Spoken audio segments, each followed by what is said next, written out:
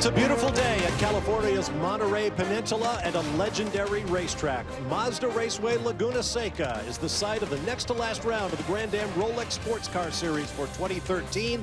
Welcome to the Continental Tire Sports Car Festival from Mazda Raceway Laguna Seca. Hello, everybody. I'm Bob Varsha, along with Calvin Fish and Dorsey Schrader. With 2 races to go in the season, we couldn't have written a better script for today's race. 10 drivers from 5 teams in the running for a potential Daytona Prototype Championship in the last year before North American sports car racing is unified beginning in 2014.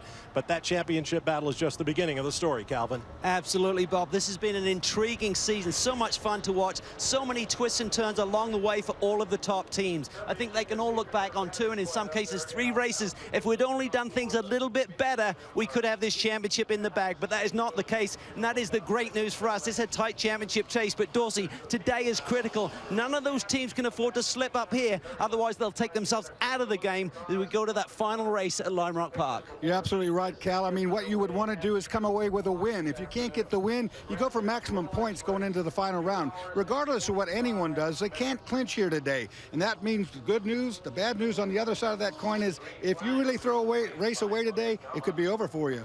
That's right. Now, if you haven't been following the Rolex sports cars all year long with us here at Fox Sports, here it is in a nutshell. There has been as much misfortune up and down the pit lane as there has been fantastic performance. Leading the points, as they have off and on all year long, is the number 10 Corvette from Wayne Taylor Racing.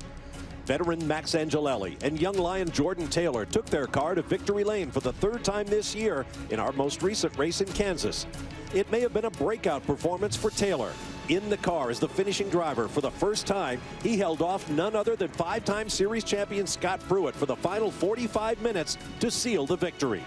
Just 2 points behind them in second place is Christian Fittipaldi with his teammate Joao Barbosa in the number 5 Action Express Corvette. Action Express has never won a championship, but a 4th place finish at Kansas after an early wreck between Fittipaldi and Memo Rojas has them right in the middle of this battle. Just 3 points out of the lead in 3rd place is the number 2 Starworks Motorsport BMW with Alex Popov and Ryan Dial behind the wheel. They looked in championship form after winning at Indy. Since then, consecutive finishes outside the top 10 has them fighting to get back on track. 4 points from their 3rd career championship is the number 99 Gainesco Bob Stalling Racing Corvette. John Fogerty and Alex Gurney, in their 8th year driving together, need to get things turned around after a wreck ripped the door off the Red Dragon in Kansas. And Mazda Raceway is the place for it. They finished 2nd last year after winning here in 2011. 5 points from winning their 4th straight Rolex Series title is Chip Ganassi racing duo of legend Scott Pruitt and Memo Rojas, whose aggressive move on Fittipaldi might have cost the team their 3rd win of the year. Even sitting in 5th place, they have to be considered the favorite with 2 races to go. The championships in both classes are so incredibly tight, but there are drivers in the field today who are not in the championship hunt who could have a big effect on that championship. Look at the 90 Spirit of Daytona entry. They won here last year. They'll start from the pole today. And the 42, Dane Cameron from Team Salem, another great qualifying job starting in 3rd. Chip Ganassi Racing has brought a 2nd entry here today. The 02 with Scott Dixon, Dario Franchitti, they're sure to be in the mix. And in GT, TRG Racing is back with a brand new Aston Martin, and Darren Turner, Brendan Davis sure to be quick there. It's hard to say who really has the edge in either class, but Chris Neville, it's especially so in GT. Yeah, Brian, in GT, it's 3 different teams separated by 3 points. Our pole sitters today, the Stevenson Camaro driven by Robin Liddell and John Edwards, they are 3rd in the points. They've got 4 wins this year, the most in GT, but they've also fumbled the ball 3 different times with finishes of 10th or worse. And then our points leader, Alessandro Balzan, a rookie in the series. That team coming off their 1st win of the year at Kansas. He quickly established chemistry with his new teammate Lee Keen, but can that young Italian keep his head cool? And finally, John Potter and Andy Lally. That team has done it through a string of consistency, winless this year, but can they get their magic back after a wreck at Kansas? And with that, the green flag is in the air. We'll show you the starting grid across the top of your screen, but right now it's time to go racing. Richard Westbrook from his 2nd consecutive pole at Mazda Raceway Laguna Seca and the defending winner of the race with teammate Ricky Taylor out front. Look at Rojas trying to go on the outside of Christian Fittipaldi there through turn 2. A beautiful start by our pole sitter, Richard Westbrook, going for his second consecutive win here at Mazda Raceway Laguna Seca. And Max Angelelli just ducked in behind him. He protected that inside line so no one got by him. Dane Cameron would have had a go if he could. Now coming to the green, there was word from the pit lane that Max Angelelli in the 10 car from Wayne Taylor Racing called in with power steering issues on the car. No sign of it right now, but we'll see what happens as we go forward.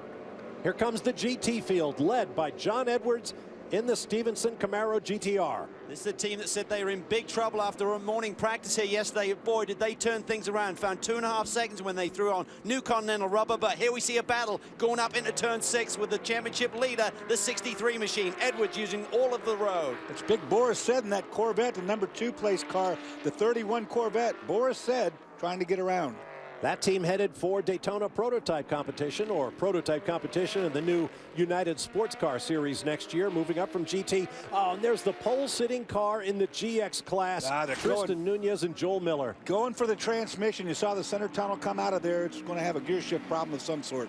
Joel Miller trying to run down Jim Norman, who's had the championship lead since the very beginning of this GX season. So lots to play for there, lots at stake here today. Right behind the Boris Said the Ferraris are hooked up too, and let's not forget them. They got their first win not long back with balls on. For more on the 00, here's Brian Till. Well, the drive shaft is the problem on the 00. They just took the old one out, putting a new one in, but already before the drop of the green, problems for the 00, and that's going to be an issue in the championship hunt because it really could hand the championship to Jim Norman. We just saw a shot there, Bob, of the GT traffic, the GT leaders getting towards the back end of the DP field, the 50 car, Brian DeFore. John Edwards had a similar problem on the opening lap at Kansas, Dorsey, and that's a big problem for these GT championship contenders. Haven't heard anything more from Max Angelelli in the 10 car. If you have a power steering issue here, it's huge because of the elevation change. We haven't talked about the track, but there's great uphills that you have to go, and it loads the chassis so hard artificially that power steering is needed. Let's get more on that issue from Chris. Dorsey, I was just talking with the team, and they told me that everything is fine with that car. So, Dorsey, is there anything on those opening laps that maybe Max felt that didn't feel quite right, but now he's saying everything fine with that car? You know, the only thing that happens sometimes if you get a little air in the lines, if they had done any kind of work on that car, there can be some air in the hydraulic lines, and by going full left and right and driving for a little bit, it shakes that air out, and you get the power back. Oh, look at this. This is tight down into the brake zone for turn 2. Dane Cameron's coming alive, too. He's now right on the tail end of Max Angelelli. Angelelli took a look inside Richard Westbrook down to the Mario Andretti hairpin, but he couldn't quite get it done. Remember here, Angelelli is in the meat of a sandwich of 2 guys who are not in the chase. Angelelli very much so the championship leader. He's got to be thinking about this. The 2 guys around him, Dane Cameron, Richard Westbrook, have nothing to lose other than going for a win here today. And that's a very good point you made right there, Cal. And behind them is Dario Franchitti, who also doesn't have any points chase to worry about. He's only going for a win. So 3 of those cars up in the top 4 are in here to win. That'll be a story at this race and the season finale at Lime Rock. You've got spoilers out there. Guys like Scott Dixon and Dario Franchitti for the Ganassi team. Guys not in the championship racing, those that are in. There's DeFore getting wild again. Getting a little bit loose there. Look at Tagliani stuffing it down the inside of Boris Said down into turn 3. This is our pole-sitting car from Kansas. Tagliani loving his move to GT racing. He's the IndyCar star from Canada. He'll be in the race this, not only today, he'll be there for the finale as well in that Ferrari 458 Italia. There's nothing Boris could do to defend against that either because of the slower car up in front, jammed them all together. Ferrari should be really strong here coming into this race. Everyone said this should be a Ferrari track, and now they have the championship lead with the 63 machine that currently runs in the 4th spot. Boris Said returns the favor on Tagliani down into the hip in turn 11. You wouldn't think that, a Corvette inside a Ferrari on the brake zone, but it didn't stick. This race is nearly 3 hours long, but you couldn't tell judging from the aggression we're seeing in the opening laps. Fantastic stuff. Edwards, meanwhile, has stretched the lead a little bit at the front. The big question mark around that 57 Stevenson Camaro is how will it be once these tires get worn, once they get hot, once they get late in the stint? Will they keep the grip? Will they keep the balance? That's a very good point you're making right there, Calvin. Driving this hard this early on this slippery infield, you're spinning the tires a lot. Those tires will degrade really quickly the more you do that. And if you're out of tire before you're out of fuel, you got a problem. There's Lee Keen, two-time GT class champion, not in the hunt for this year's driver's title, but his teammate Alessandro Balzan is, with that narrow 1-point lead over his rivals. And as Chris said in the open, they've got great chemistry. Lee Keen has that. Look at Dane Cameron to the inside. Stuffs it down on Max the Axe. They go side by side through 11. You don't see Max the Axe get out, break off, and just saw it right there. Dane Cameron, what a move. On board with Dario Franchitti. Can he take advantage of the situation and take the long way around down into turn 2 here? Great stuff on the opening laps. Max defense goes to the inside. Not going to give him that, that's for sure. Wow, that was a power move Dane Cameron just made. Texted with Dario last night after qualifying. I said, good job, mate. He said, we had a scorcher go. And he said, I lost all in turn 9. Maybe they could have sat on the pole. The 0-2 car has speed this weekend. Everybody riding over the curbs in turn 4. There'll be a lot of dust in the air and on the racetrack there all day. There we see several of our contenders there, right there, coming in the screen now. There's Christian Fittipaldi, Memo Rojas, John Fogarty. They're all in the thick of this championship battle. They've got to make some moves here. And guys, make no mistake as to why the 0-2 is here. I talked to Scott Dixon just before the drop of the green. He said, we're ready to do what we need to do. And I said, there may be a lot of people unhappy with you at the end of the day. And he said, I don't care. We've got a championship to fight for, and they're going to help the 0-1 as best they can. You ride with Dario Franchitti, 3-time Indy 500 winner, 4-time series champion in the IZOD IndyCar Series. Brian Till just told you exactly what he and teammate Scott Dixon hope for today. Welcome back live to Mazda Raceway Laguna Seca and the Continental Tire Sports Car Festival here on Fox Sports. Next to last round of the Grand Am Rolex Sports Car Series for 2013. Here's a look from Google Maps down at Mazda Raceway Laguna Seca. Dorsey. Of course, down here on the Monterey Peninsula, one of the most favorite racetracks anybody ever wants to come to, sits Mazda Raceway Laguna Seca. It is, in fact, 2.238 miles of beautiful racetrack, known for its very slippery infield and the elevation change that has here. 11 turns on this racetrack, and fan favorite of all the United States is the corkscrew. That's up there in turn 8, 8A. See some of the names associated with the different parts of the racetrack. We have 6 onboard cameras for you to enjoy today. Here they are.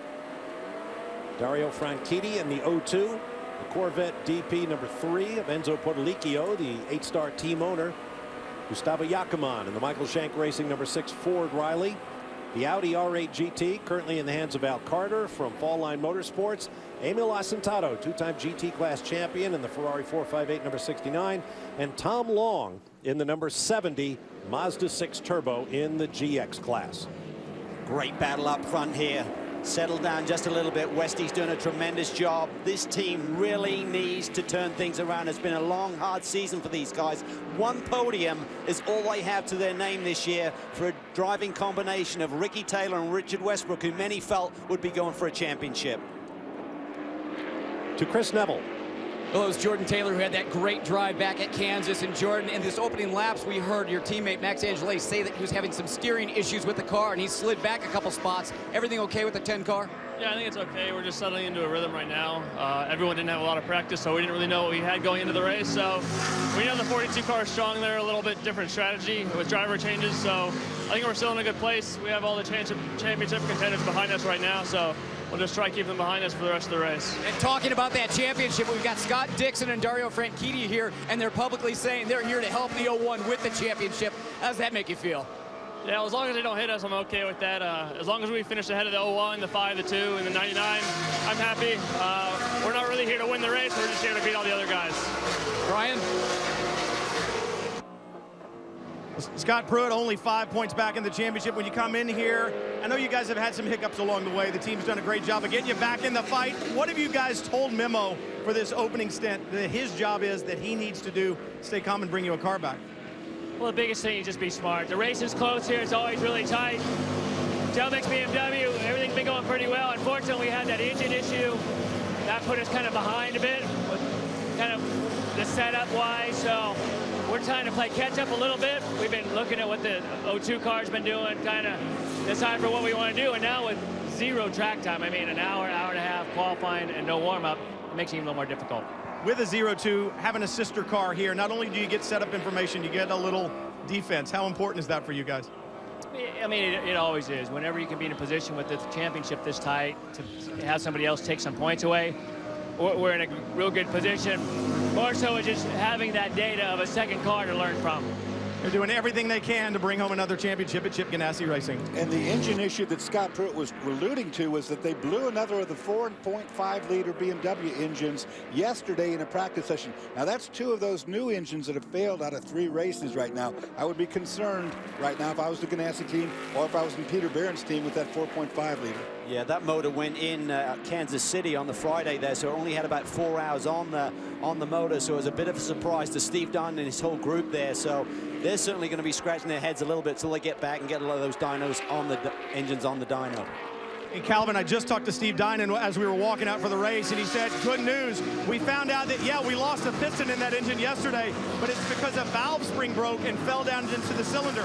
It was not the same problem that caused the engine failure at Road America, and that is a huge relief to this team because as of yesterday evening, they thought it might have been the same problem, and you're right. Everybody that has a BMW power plant on pit lane was concerned. Take a look here from practice. You see that right exhaust bank smoking heavily. This one, of course, they're saying is broken valve spring dropping down into the cylinder. That's a different part than what broke in Elkhart Lake when it was a lean condition that actually detonated the piston into melting. What Scott's alluding to, they lost a little bit of practice time. Practice time was so short here, and which was essentially a 2-day racing weekend for these teams, so to lose any track time is critical when you're trying to fine-tune the car and just get it dialed in, Bob. And keep in mind that the Ganassi team is not the only team with 2 cars, one outside the championship, able to take points the rivals of the car that's in the championship. See the number 5 right there? That's Action Express. Christian Fittipaldi, João Barbosa are in the hunt. Their teammates, the Frizzell brothers, Bert and Brian, are in the number 9 Action Express car. They can help. Same story over at Star Works, where Brendan Hartley and Scott Mayer can help out their teammates Ryan Dial. Yeah, that 2 car had a win at Road America, Bob. And Brendan Hartley was very fast, led one of the practice sessions that's here yesterday, so in the 8 car, excuse me. So he's going to be strong when he gets back in at the end of this race. There's Dial's teammate Alex Popoff, who started the number 2 from Star Works Motorsports. Wouldn't be surprised going into the final round at Lime Rock if we don't see some more high-dollar paid drivers and new cars pop up, because championships is what it's all about, and a teammate is worthy right now. The order is Westbrook, then Dane Cameron, Max Angelelli, Dario Franchitti, Christian Fittipaldi, your top 5. John Edwards leads GT, and Tom Long, the GX class, here in Monterey.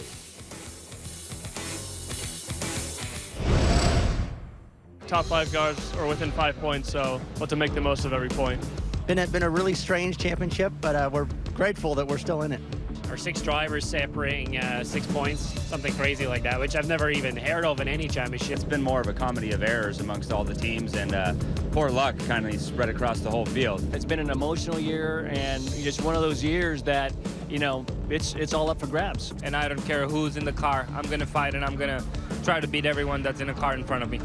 You gotta attack, you gotta go be offensive, and you gotta go try to win races. Everything must be perfect. At some point, somebody's going to put a string of 1 or 2 together, and I think that's what it's going to take to win this.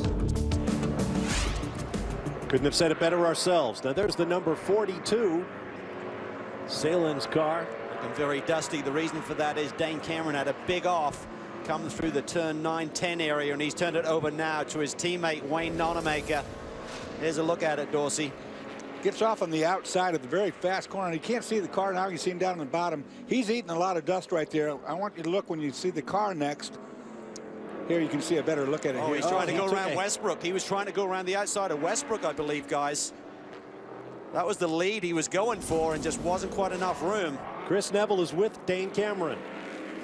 Yeah, Dane Cameron is able to get that car back to pit lane, trade it off to his teammate Dane. It looked like you were trying to get around the outside of Richard Westbrook. Was that what has happened? Yeah, it seemed like we were about the same speed, maybe a little bit faster in a few places. That was somewhere we were pretty strong, and we were just catching up to the GT traffic for the first time. And he got a little bit parked behind that Porsche, and it looked like he wasn't going to do anything with him. So I saw an opportunity to try to get both from around the outside, and I was about halfway, 3/4 way alongside, and then he tracked all the way out and kind of knocked us off the road. So it's a bit of a ride, but I think the car's okay. We'll get Wayne in there now, and then sooner or later I'll get back in. Yeah, it looked like there was just a little bit of damage up at the front, maybe the screen in front of the radiator, but other than that, the car looks good. I think it's okay. Honestly, I didn't get a look at it, but yeah, it was a pretty good ride through the dirt there. Everything drove straight and true on the way back in, so it's just packed full of dirt pretty good. Yeah, and they are one lap down, guys. And the problem with that move is Westy's looking to the left. If you're going around the right side of him, he's not going to see it. You know, I mean, his eyesight is looking to the left front corner of the car rather than the right, maybe catching him in that side view mirror. So Wayne, I think Dane was being a bit opportunistic there and didn't quite pull it off. There's big blind spots in the inside of these, the way these cockpits are. And to address what Chris was talking about with that grill being knocked off from in front of the radiator, now all of the spent rubber and things off the cars will be going packing into that radiator, and you can get it clogged up where the rest of the guys just come and they wipe that screen off and you can clear it off. Now it's going to be in the radiator. It could be much more confusing. Back to the front of the race, Richard Westbrook. Now with Max Angelelli just behind. And Dario Franchitti, by the way. Dario's looking strong, stringing together some very nice laps here, so he's going to be coming. And he has nothing to lose. Pretty nice drive appearing when the car has 4 Indy 500 wins between the two of them. There you go. Hey, look at that, the opening starting lineup on the beginning of today's race, and you couldn't have a heavier group. A little bit too much speed right there. You saw it, Cal. Angelelli in there a little bit deep, lost a tenth or two.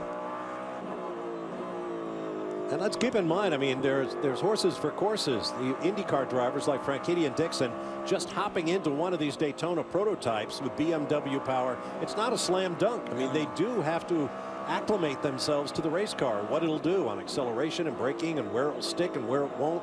Scott and Dario, of course, ran the 24 Hours of Daytona for Chip. I spoke to Dario, said, when were you last here? He said, it's been 11 years. That was hard to believe since he last raced at this circuit. So getting used to DPs and the circuit once again. There's a car you'll like right there, Calvin. It's one of your favorites, Aston Martin, brand new car. Oh, in there. One of the Ferraris is off. That's the 03 Mike Hedlund. That car was from TRG Racing, Kevin Buckler's group. I'm talking about the Aston. Right, this is the Extreme Speed Motorsports Ferrari. Sharing the car with Johannes van Overbeek. Been doing 3 or 4 races a year. Seems to be crabbing a little bit. It's going to be a lot of sand and gravel on this racetrack. They keep doing that. I thought it said the car is bent. Yeah, they seem to be crabbing a little bit when he came off that corner. Meanwhile, up front here, we can see the DP leaders now getting towards the GT leaders. That Edwards going through, followed by Boris Said. Mike Hedlund's calling in and saying that he got hit by a DP car, and it's knocked the steering out of alignment on that, or the suspension's bent on the Ferrari. Let's see what we can see behind the bridge. Yeah, it would have happened already then. It's one of the Shank cars going through. There's quite a gap though between the two, so unless he got damaged earlier in the lap and then he got to a corner and had a problem. Nice move by the 57. Sees the leader coming, moves over and transitions in. Neither car lost speed as a result. Here's a great young American talent, John Edwards, just 22 years old. Already a favorite among the fans. Think of this championship battle, 4 wins on the year with Robin Liddell, and pushing hard for that championship, of course. Also runs with the BMW team over in the ALMS, had a win at Lime Rocks. Has been a stellar year for John. Got his start as a Red Bull young driver, went over and raced karts and then Formula cars in Europe, and came home to race sports cars here in the States. You see how John Edwards let all 3 of those lead cars get by without getting in their way or having to slow his car down. That was really good driving right there. Boris Said right there in the 31, though, as a result of all that traffic. I think this is the critical phase in this stint. 22 minutes on the board right now for John Edwards. How will this Camaro hang on? They've really been diligent in how they've managed their tire allocation for this weekend. They really want to segment the race maybe a few more times than the rest of the guys. They need tires to do it. ESM boys are in. Chris, you're there. Yeah, Calvin, looking at the right rear on this car, and initially I think we thought it was just going to be a flat. I talked to the team. They thought it was going to be flat, but watching the car come down pit lane, that right rear really towed out. So a big hit by one of the Daytona prototypes on the racetrack, and probably broke or bent a toe link there. Yeah, he definitely seemed to be crabbing when he got back on the racetrack, Chris. So their day may be over. Certainly not the outing they were looking for.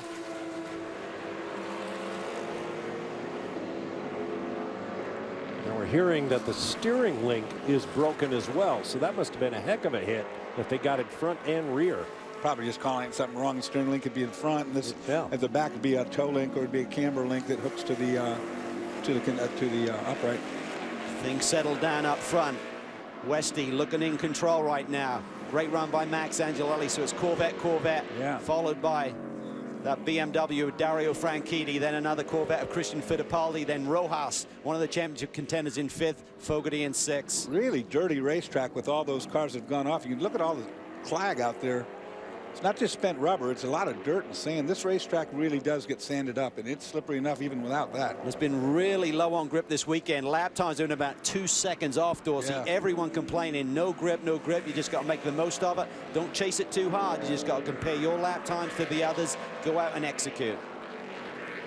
A very foggy morning was thought to perhaps delay this race as the day went on, but the sun broke through. We've got perfect weather conditions and a great race underway. 2 hours, 20 minutes remaining here in Monterey. NASCAR coverage on Fox Sports 1 continues Friday with a full day of events from Chicagoland Speedway beginning at 9 a.m. Eastern Time. The chase for the Sprint Cup is underway. Fox Sports 1 is your home for complete NASCAR coverage.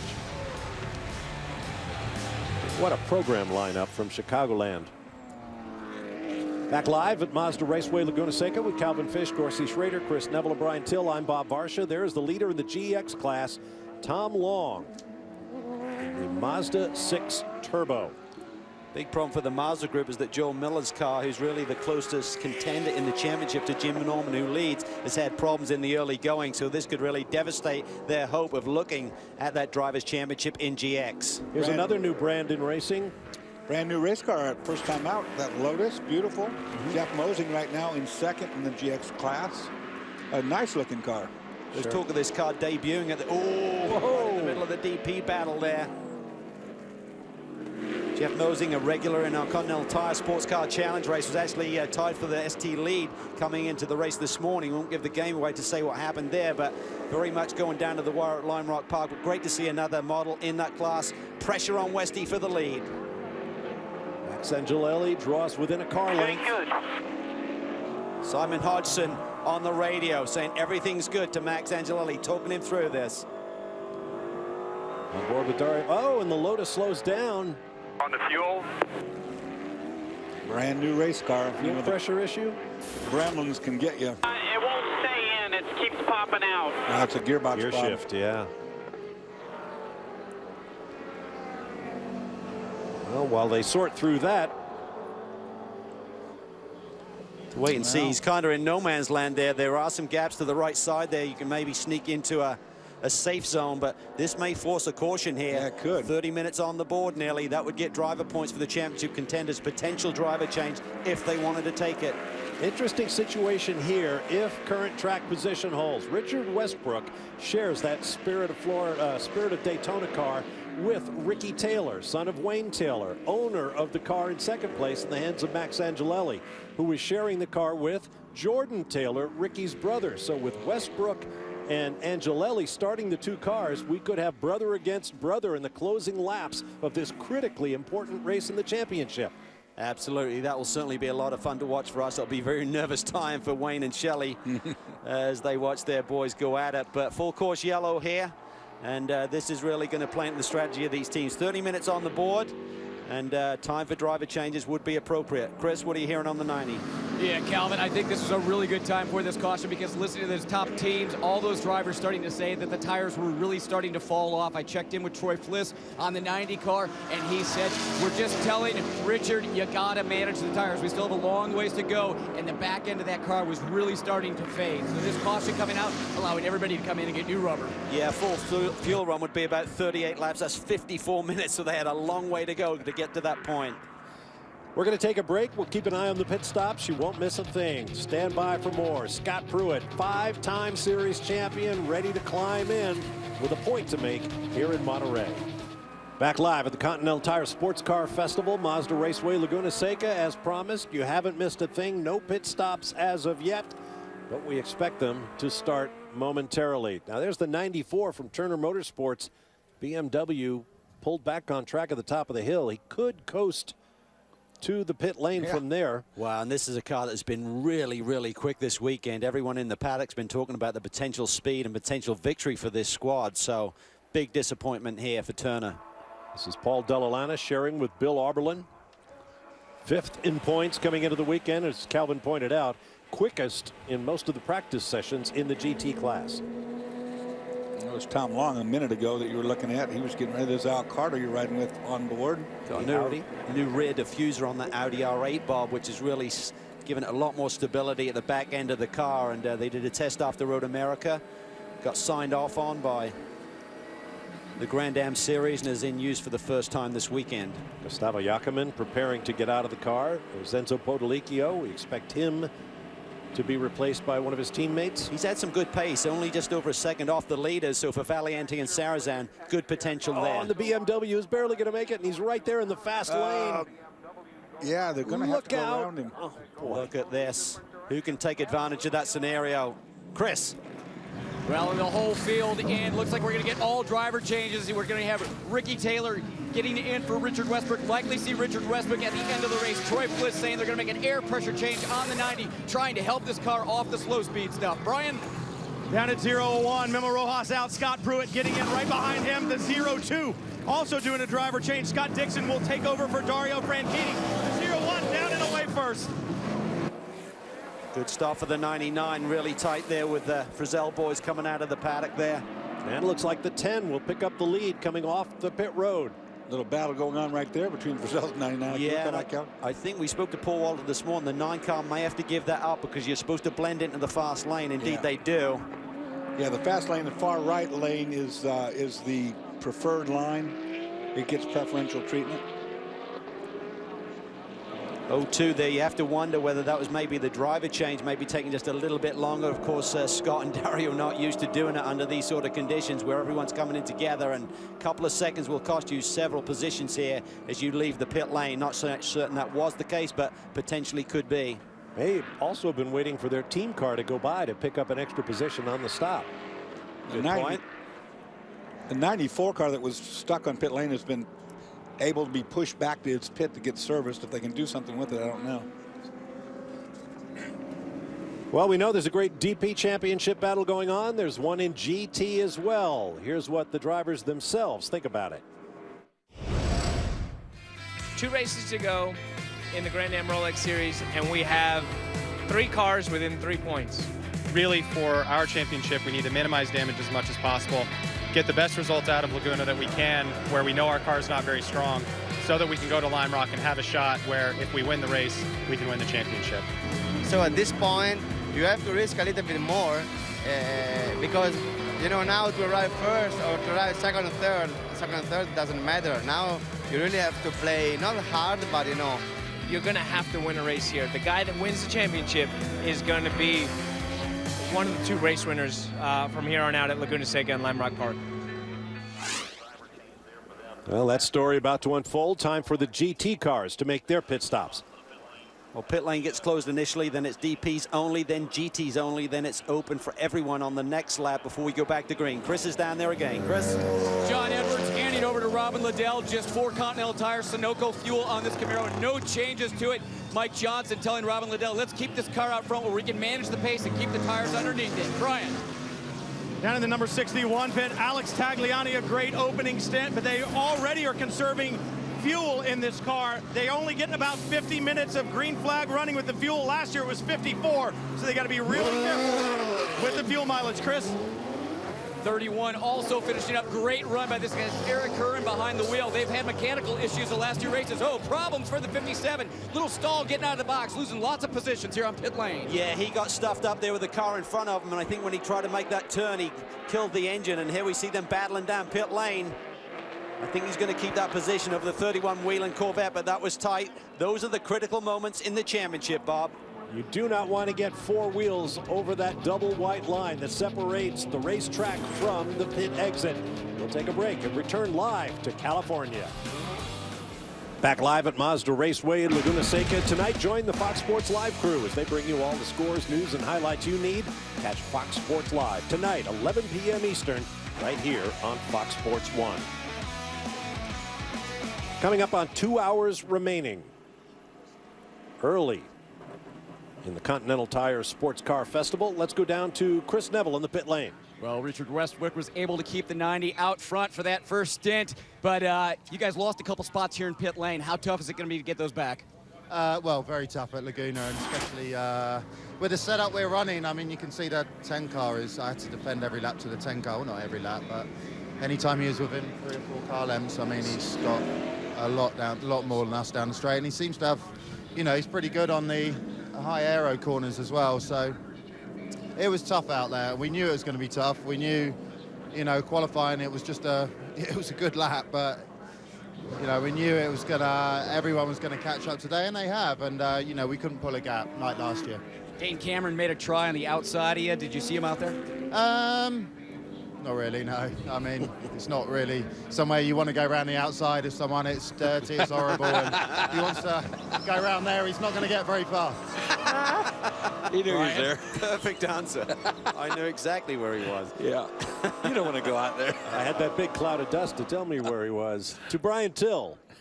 Alex Popov, Ryan Dial third in the championship, 3 points back. And Alex, you said after Kansas, when a man makes a mistake, he has to admit it. You admitted the mistake you made in Kansas, but a great first run here. What kind of car did you hand over to Ryan to take to the end? Oh, we have a great car. We did some changes from yesterday after qualifying for today, and I think we have a good car. We hit the target we wanted, and we have a good car at a long run, and I was doing the 23s at the end, and I think he's going to be able to go a little faster, and we're still in the game. We have to fight it. Though we're 7th place right now, but still there's a lot of race to go. Traffic right now, I know you guys were beginning to work through GT traffic. How difficult is that here on this racetrack? It's crazy. It's very crazy because all of the turns are such a high speed that if you get caught in traffic in one of those turns, you lose a lot of the speed to the next straight, and then every car behind you will overtake you. So you have to just time it right and be very careful and where to overtake the GTs. And Ryan Dial knows how to win here. He's done it before, Chris. Yeah, and Christian Fittipaldi, a great run there. Team got the car out in 2nd place. Christian, you're right in this championship hunt, but yesterday you told me the setup was horrible. Did you guys figure out something for the 5? Well, we definitely figured out something for qualifying. We qualified a lot better than what we are expecting. We were struggling the first 2 practices, and now I would say we're in the middle of the way. We are a little bit worse than qualifying, but much better than practices. But there's still a lot of racing yet to come, and we're in P2 right now. Let's see what we can get out of this place and try to collect the most amount of points to take to Lime Rock. Yeah, the team did a great job in pit lane, getting Joao out in front of a couple cars. How tough is it on the racetrack? It's hot, like, and there's no grip out there, and I'm pretty sure that everyone is complaining about exactly the same thing. Yeah, this fight's going to go to Lime Rock, guys. As we said before, you just got to deal with it. There is no grip, right. so it's the same for everyone. Exactly. I've never driven here when it had any grip. It's just when you come here, you know you're going to fight the same thing every year. So much history at this racetrack, from Can-Am to Trans Am to the glory days of the Camel GT. We have the green flag, and Jordan Taylor leads Joao Barbosa. Good jump. Yeah, that acceleration zone, as they got told in the drivers' meeting, is right from the apex of 11, and Jordan was on it, snapped a little bit sideways on him. Pruitt to the inside of Frizzell. Gets a position easy. New colors on the 9 car from Action Express. Oh, Pruitt slips a little bit. And talk about pressure, boys. Did you notice? Scott Pruitt did not say hi to his family at home. He is focused today. Very good point, Calvin. I didn't pick up on it right away. You're right. Yeah, but as Curly said in City Slickers, they ain't over yet. Nah, that's a fact. He'll get it in before the day's over. Jordan Taylor, what a job. He held off Scott Pruitt for about an hour or so at Kansas, and everyone said what a job that was. Look what he's just done on this restart. Gapped the rest of the field and taken the pressure off. He can now hit his marks and let Joao Barbosa deal with pressure from behind from his brother, Ricky Taylor. That makes your life so much easier when you go open that gap up right away and you can just quit looking in that rearview mirror and just drive. Well, we saw the 94 Turner BMW suffering mechanical issues. Here comes the double whammy. Billy Johnson in the sister car, the 93, is about to be penalized with a drive-through for excessive speed in the pit lane. Look at Pruitt coming. Look at Pruitt coming. Look at to the inside. Dives to the inside. Pruitt is dicing and slicing his way to the front of this pack. That takes him to 4th place behind Taylor Barbosa and Taylor. That car's come alive with Scott Pruitt, and I mean, that is really 2 cars in just 1 lap. Richard Westbrook said you can't pass around this place. Well, Pruitt's certainly doing so in this opening lap of the restart. Great stuff. He's from California. That could also be the reason he didn't say hi to my family at home. They might be here. Look at this GT battle going on right now. Balzan leads, coming off their first victory of the year at Kansas. And remember, he's pretty much a rookie in this championship, but he did do a couple of races last year. Where was that? Right here, where he put the car on the pole, and he's run at Lime Rock. So he's got circuit knowledge in these two pivotal races in the championship. But you got Andy Lally now in the 44 Magnus Porsche right there, the second place car.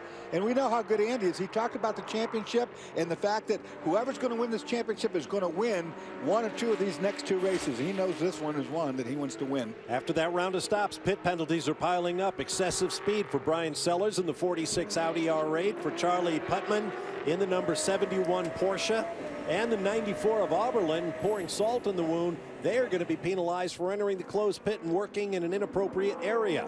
You got to minimize these penalties, guys. I mean, it just kills you. Running a championship with 2 races to go, to get any kind of penalty is just throwing your chances away. Brian Till is with Alex Gurney's partner in the Red Dragon. Gainesco Racing, the only team that's won here twice in Daytona Prototype.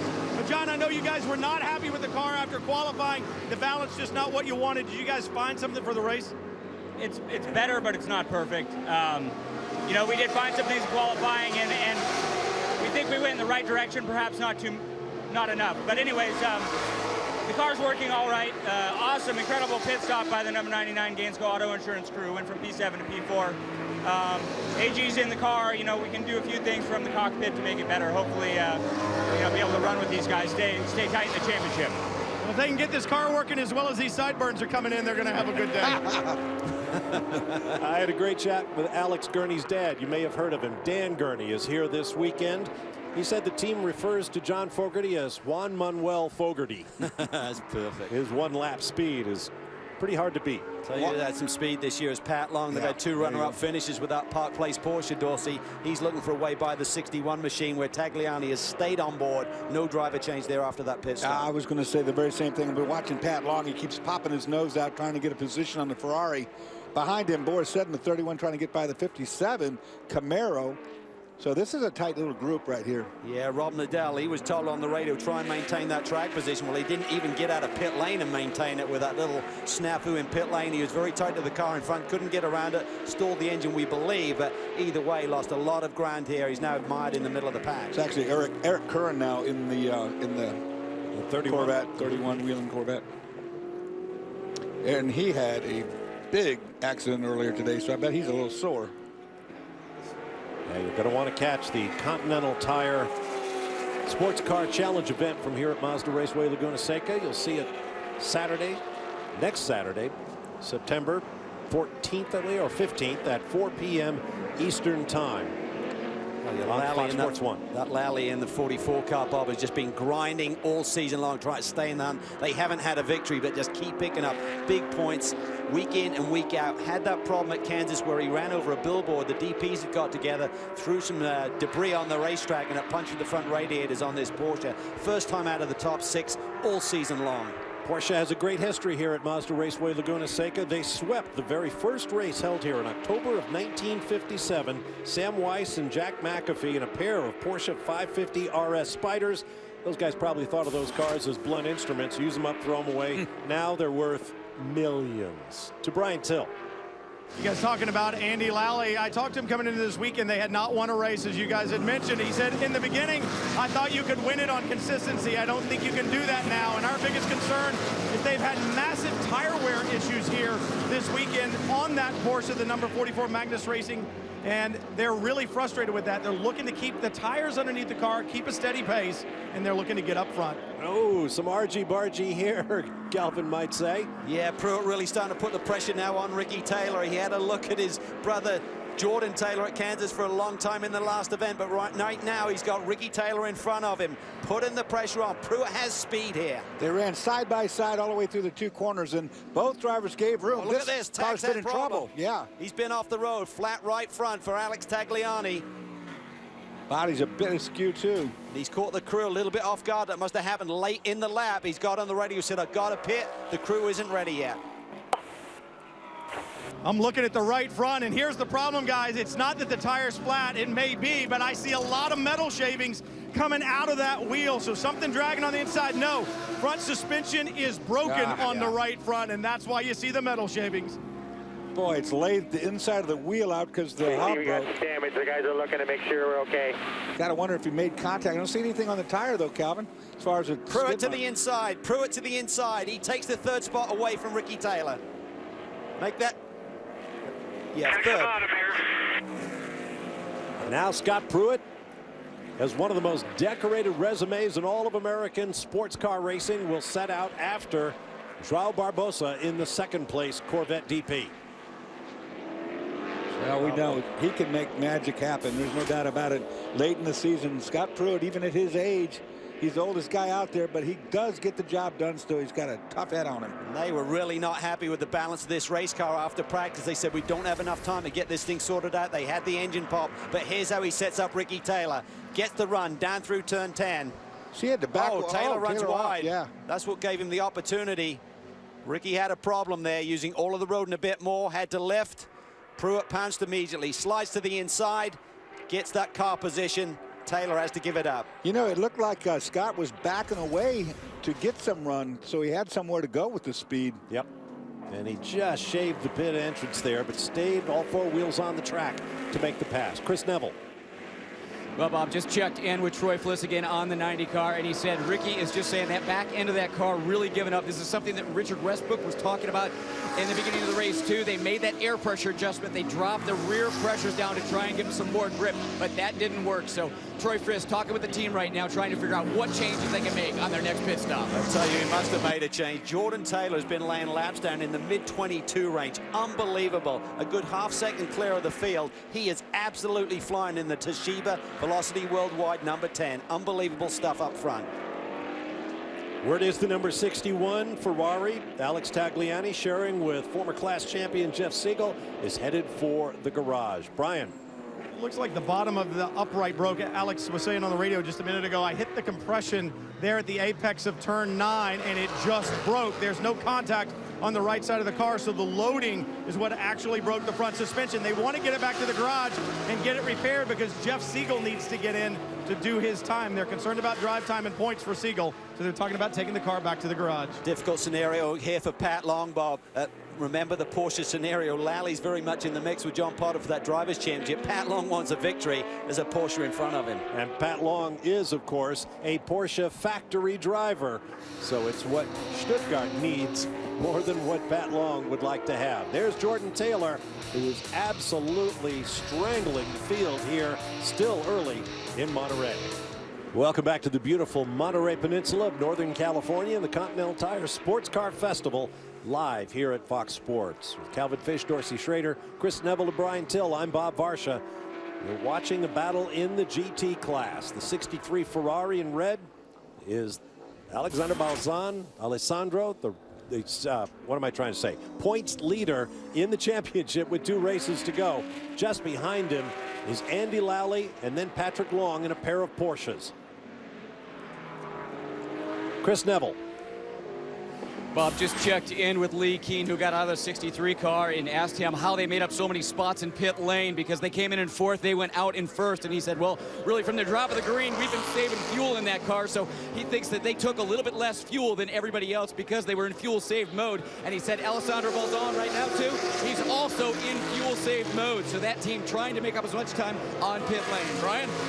Right now, Andy Lally's trying to conserve the Continental tires on the back of that Porsche 911 GT3 Cup car. Just spoke with the team, and they said, we've improved the tire wear a little bit, but we're still concerned. Andy just conserving a little bit on power down off of the corner. The other thing the team did, they get 7 sets of tires throughout the weekend. They only ran on 3 of them in practice. That way they've got 4 fresh sets for the race if they need them. Yeah, Stevenson were doing the same, Brian. Every one of these GT teams were concerned in terms of how long they could run. They had to do an extra segment to the race in terms of another stop for tires. They needed to have those tires obviously sitting there on pit lane. This was a lap earlier. Watch how deep Andy Lally goes in here. Balzan takes the middle of the road. Andy almost gets into the back of him. Slight puff of smoke here as he locks up that unweighted left front. makes it stick and still maintains the position in front of Pat Long. Good stuff. Did a great job of saving what could have been a bad situation. A, he did make the apex on the second apex, and B, he did not flat spot the tire because he knew it was starting to lock up, and he modulated his brake pressure to alleviate that pressure. Yeah, and that Porsche has a lot of straightaway speed, and they didn't think they'd be competitive here this weekend. They're doing a great job. The 57 car, though, they need to get back into that podium spots here. Running fourth, Liddell starting to settle things down again and get into a nice rhythm. Chris Neville. Yeah, it was the 63 that came in fourth and went out first. It was the 57 that came in first and went out fourth. And I just talked to Mike Johnson. He said the issue is we think we lost the clutch in that car. So when Robin Liddell tried to get out of pit lane, that car stalled a little bit. They aren't sure if the clutch is gone because these drivers don't use the clutch when they're out on the racetrack. But during that next stop in pit lane, that's when they're going to find out. So should be talking about the clutch from the standpoint of disengaging where you're going to shift. In other words, when he goes into the pit lane, he can't put it in gear because the clutch is always out. He can't put it back in. So it'll drive like that as long as it continues shifting without using the clutch, but every pit stop's going to be slow. You're going to have a couple of big burly crewmen to give him a push to get him out of the pit box. And they're looking at 2 more pit stops, I think, unless we see a ton of yellow. So that could be a problem for these guys in the thick of the championship chase.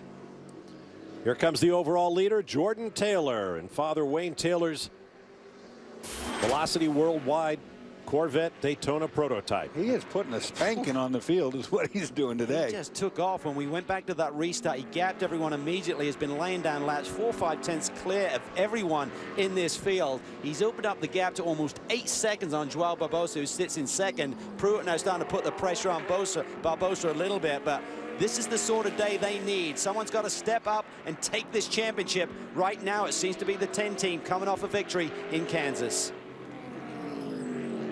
More traffic to deal with.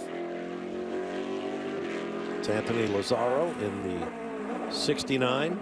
These are another team that's in the thick of the GT Championship, only 10 points back. And from Milas Santado, a Pro-Am driver, he's gone for his 3rd GT Championship. Just continues to get the job done and put in impressive performances every year. Obviously with a new teammate this year in Anthony Lazzaro. On board with Scott Dixon in the Ganassi Racing BMW Riley. Let's take a lap, turn up the volume, and enjoy Mazda Raceway Laguna Seca.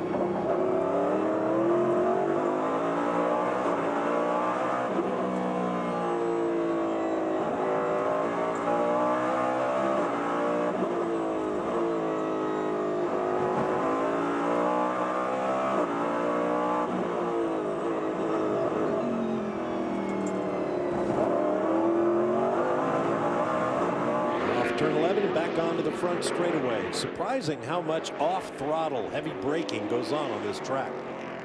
Well, it's so low grip, Dorsey, and it's hard to match the pedals. You just got to roll the speed through and be patient. Otherwise, you're just going to spin those Continental tires up, and they're just going to get worse on you. This is where the driver pays the dividend for the car, is if you roll onto that throttle, don't spin those tires up, those tires are going to last a little bit longer. We were 8 laps short of a full fuel stint when the guys started complaining about these tires earlier on. So we'll see as the tires degrade how far it's going to go before guys might have to do emergency stops for tires, not fuel. 8 laps short, about 20 miles. Just over 2 hours to go when we went back to green, so they can only go about 54 minutes on fuel, the Daytona prototype, so they can't do it on one more stop. They need 2, so maybe they'll just shorten the stint length a little bit more, still do 2 stops, but kind of equalize not needing a splash to maybe taking on another set of tires and gaining more grip. Joao Barbosa working among the front-running GT cars again. Scott Pruitt able to draw closer as the 5 car from Action Express was momentarily balked by the 31 Corvette and GT.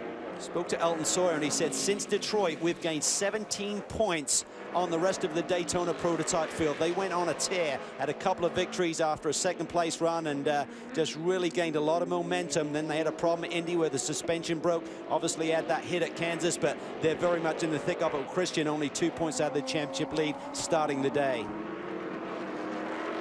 Different situation for the drivers of the number 5 from Action Express. Christian Fittipaldi and Joao Barbosa were not matched as drivers from the beginning of the season. They were paired up. Take a look at the up and down season they had. They started out probably in the middle of the road, pretty good, dropped down and lost something. Then all of a sudden a good string of runs and it all falls down and plummets down to 15th again. Now they're back up the top trying to work their way to the front. Problems at Indianapolis, but since they came together at Road Atlanta time, Christian Fittipaldi and Joao Barbosa, as Calvin pointed out, have been terrific. So what's it going to take to get the rest of the way to the championship? Well, they've been not afraid to shake things up. A lot of driver change. They've even changed it since the beginning of this season, and they've got a great crew behind them now. They've got really fast race cars. Ian Watt really leads the engineering department, and I think a lot of people are saying they could be the favorites to take this championship. They're showing the form on a consistent basis now. The 61 Ferrari in the GT class is still in the pit lane undergoing repairs. Brian Till is with Alex Tagliani. Yeah, Fittipaldi and Barbosa have been a good driver pairing, but just one race ago, Alex Tagliani comes in. You and Jeff Siegel, a great run in Kansas. Not so good today. Tell us what happened up in 9 and 10. I think, like last year, we had a suspension failure, and it started in 9 and then in compression in turn 10. The ball joint of the suspension went and it grinded the whole inside of the wheel and basically had a flat tire and a broken wishbone. So it could have been worse. Obviously, if you wreck in turn 10, it's a big one. So it's unfortunate for the R Ferry A Motorsport team. We had a really good car. We're just buying our time and waiting for a good shot for the finish. So it's been bad luck since Kansas. I don't know what we're going to have to do to try to win one before the end of the year. Yeah, it was another spectacular drive, though. The biggest problem right now, they were going to take the 61 back to the garage. They can't because it won't roll. They've got to affect the repair in pit lane, and that could be a problem for the 99 team right next door because it's a difficult entry into their pit box with the 61 still sitting there. A lot of stories yet to play out here as we continue. Coming up on 1 hour, 37 minutes remaining here at the Continental Tire Sports Car Festival at Mazda Raceway Laguna Seca. We're live from Mazda Raceway Laguna Seca. 1 hour, 34 minutes and change remaining in the Continental Tire Sports Car Challenge. Continental Tire is the official tire of the Rolex Sports Car Series. You're watching race leader Jordan Taylor, who has simply driven away from the field, doing consistent laps in the 122 range. This is the stint of the year, I think, fellas, without being overly dramatic. I mean, he has put 14.5 seconds on this field as we look at their season. They've had 3 victories, but it has been up and down. You saw the plummet there through Mid-Ohio, Watkins Glen, Indianapolis, but now they're bouncing back. Let's talk about their strengths and weaknesses as we go forward in these last 2 races of the season. Well, one of them, without question, would be the guy driving the car right now with this beautiful stint, Jordan Taylor, an emerging star. Yeah, you betcha. This pit crew has been kicking everybody's butt in pit lane all year long. And Angelelli, will he find his game? Now, he's trying really, really hard. He had a great first stint. He's doing a good job. If he can keep that up through next race after this at Lime Rock, they could be champions. They go to the Lime Rock. They're 3-time winners there, so if history is anything, they have to start as the favorite. Season-long championship contenders. Now let's talk to one of the potential spoilers in this race. Brian Till is with Dario Franchitti. Yeah, Dario may not have been here for a while, but certainly wouldn't know it because you guys have shown great speed, Dario. But right now, how difficult is it for you and Scott to come in after only driving a DP once a year and run a pace that you guys need to run to defend the 01? Yeah, it's pretty difficult because we're used to driving at Daytona with no downforce on at all. So you come here to Laguna, a lot more downforce in the car. It feels a bit different, but for a change, I actually adapted quite quickly to the car. I tend to struggle at Daytona a little bit, but really adapted to it well here. And the Cessna car was quite good there. We're hanging on to the leaders. We had a wee bit of a slow pit stop there, but Scott's coming back through now. And they're doing a great job. And remember, what they need to do is help defend the 01, Chris. Well, Robin Liddell, John Edwards trying to hang on to this championship, and John, I spoke with your team manager, Mike Johnson, a little while ago. He said there could be a clutch issue with the Camaro. Is there anything that Robin can do if, in fact, that's true? Well, it's not going to affect him while he's running now, but our biggest problem is we still have 2 more pit stops to make. So the car seems okay, but unfortunately everything's so tight that when we all pit together and we lose positions, it's hard for us to come back from that. And we're still looking ahead at the next 2 pit stops and trying to figure out what the best thing to do. I think right now we may just have to shut the car off in the pit stop, engage first, and then when we're ready to go, have him use the starter to sort of bump him up to speed until he can get rolling. You know, maybe with a push from the guys to help him, but that's not the ideal option. Can't get out of the box as fast, and we're worried we're going to lose spots on a pit stop. Yeah, he's going to possibly lose some track position, not be able to exit the box too quick. Guys? As he said, when it happens when everyone comes in together, which typically happens under caution, that's when you have these problems. Here we see a little bit of side-by-side action with Eric Curran and Rob Liddell coming off turn 11, Dorsey. Yeah, they got on the power, and the Corvette stepped out. They did make a little contact, nothing, no big deal. That's how the pass was made. To GM. There you go, better look at it. Supported team, so they got to play nice. Yeah, they weren't roughing each other up. They were just trying to accelerate real hard. Oh, is there a problem with the... There's something hanging off the side of the 31? No, I think it's just a shadow. Yeah. I'm surprised they didn't take each other's side mirrors off in that little... Yeah, they did a little rubbing. Racing demonstration. Yeah. You know, that's a first gear corner down there, and trying to hook it up on a slippery surface. They just spun the tires and just gently grazed one another. Now we understand the stewards have come down on the 2 car. Brian Dial, a stop and hold for avoidable contact. Well, he suddenly dropped several spots. We didn't see it with our cameras, but Dial was running up and around the 6th spot. He's now all the way down in 14th, so... And about to plummet even further when he hold him for a minute. Remember, he's one of our championship contenders, very much in the thick of things. Had 2 disastrous races outside of the top 10, so came into here only 3 points out of the lead, so this is not the sort of news they need to hear. And look at Dial, you see him in the cockpit, really, really frustrated here. Can't catch a break in traffic. What he said on the radio was if somebody's going to drive down the middle of the road and just stop in the middle of the road, they're going to get hit. So we don't know who he got into, but obviously he's frustrated. Just 3 points out of the lead coming in. As we said, you can't win the title this weekend, but you can lose right it. There it was. Got into the 9. Yeah, turned the Frizzell car around. Just caught him with the left front. Totally misread the speed there. More with Brian Till. Well, I talked to Peter Barron just a few minutes ago. We didn't know anything about the contact at the point in time. The reason why Dial was falling back, he's lost 1st and 2nd gear. And that is a big problem around this racetrack, as you guys well know.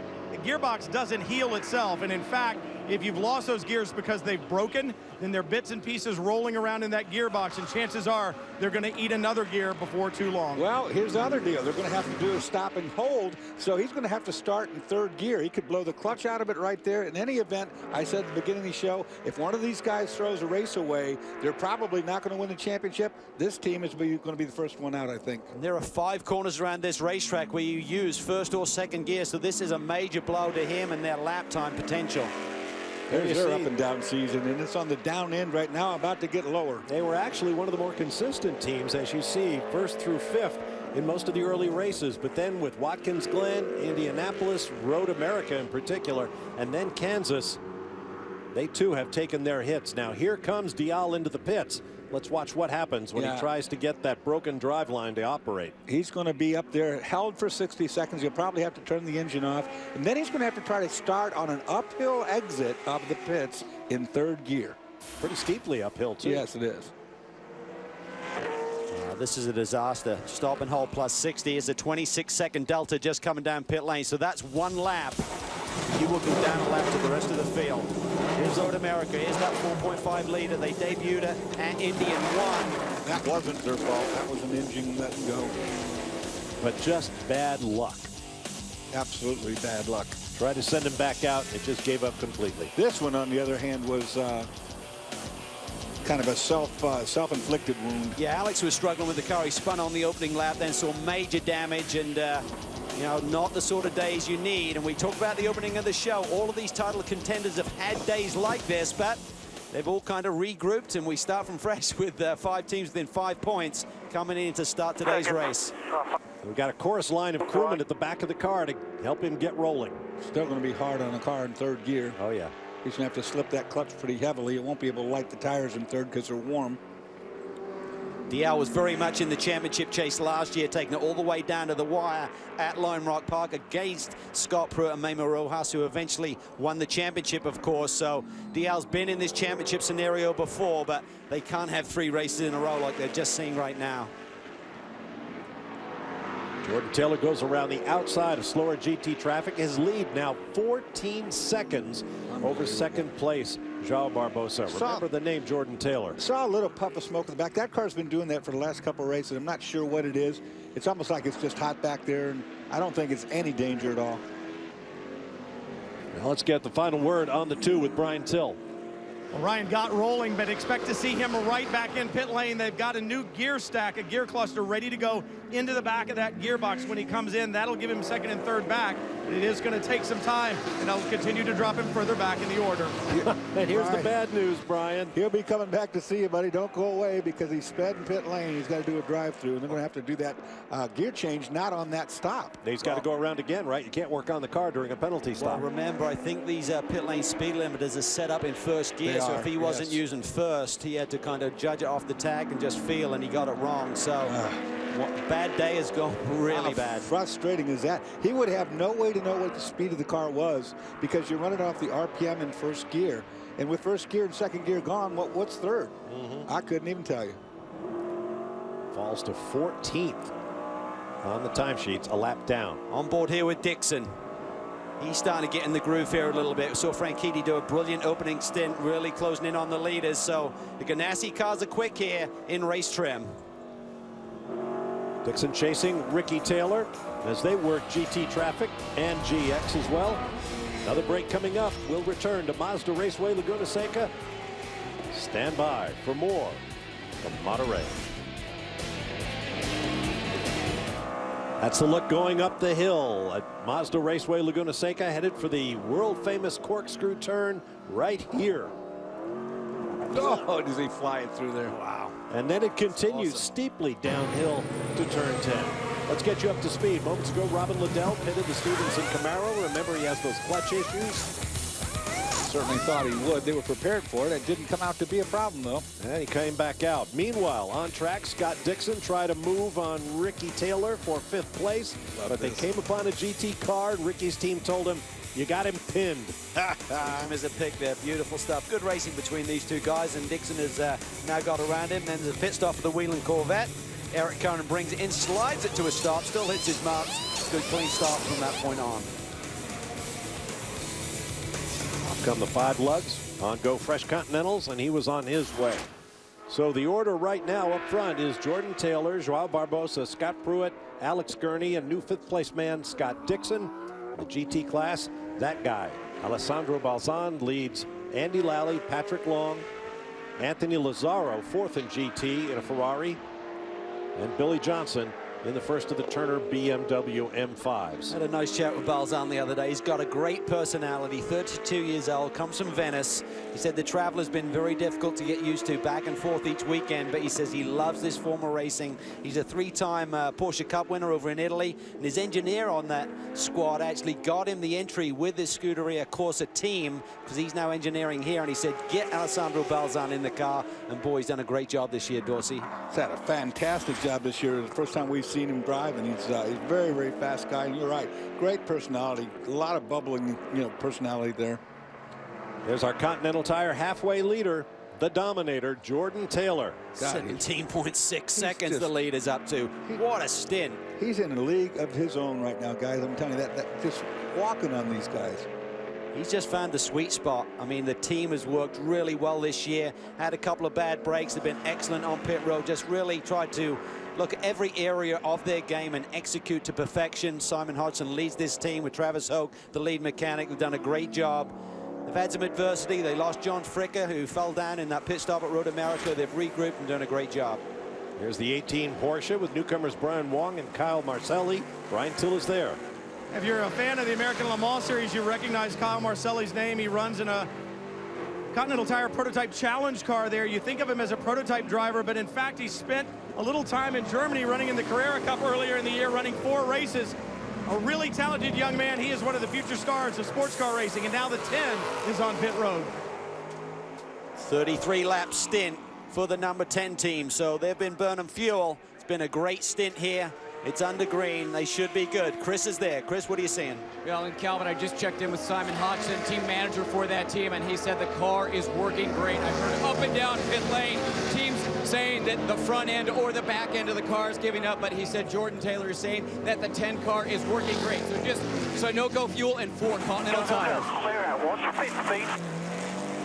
Nicely done. We talked about that pit crew before, and that's how you do it. That was smooth. There was no drama there.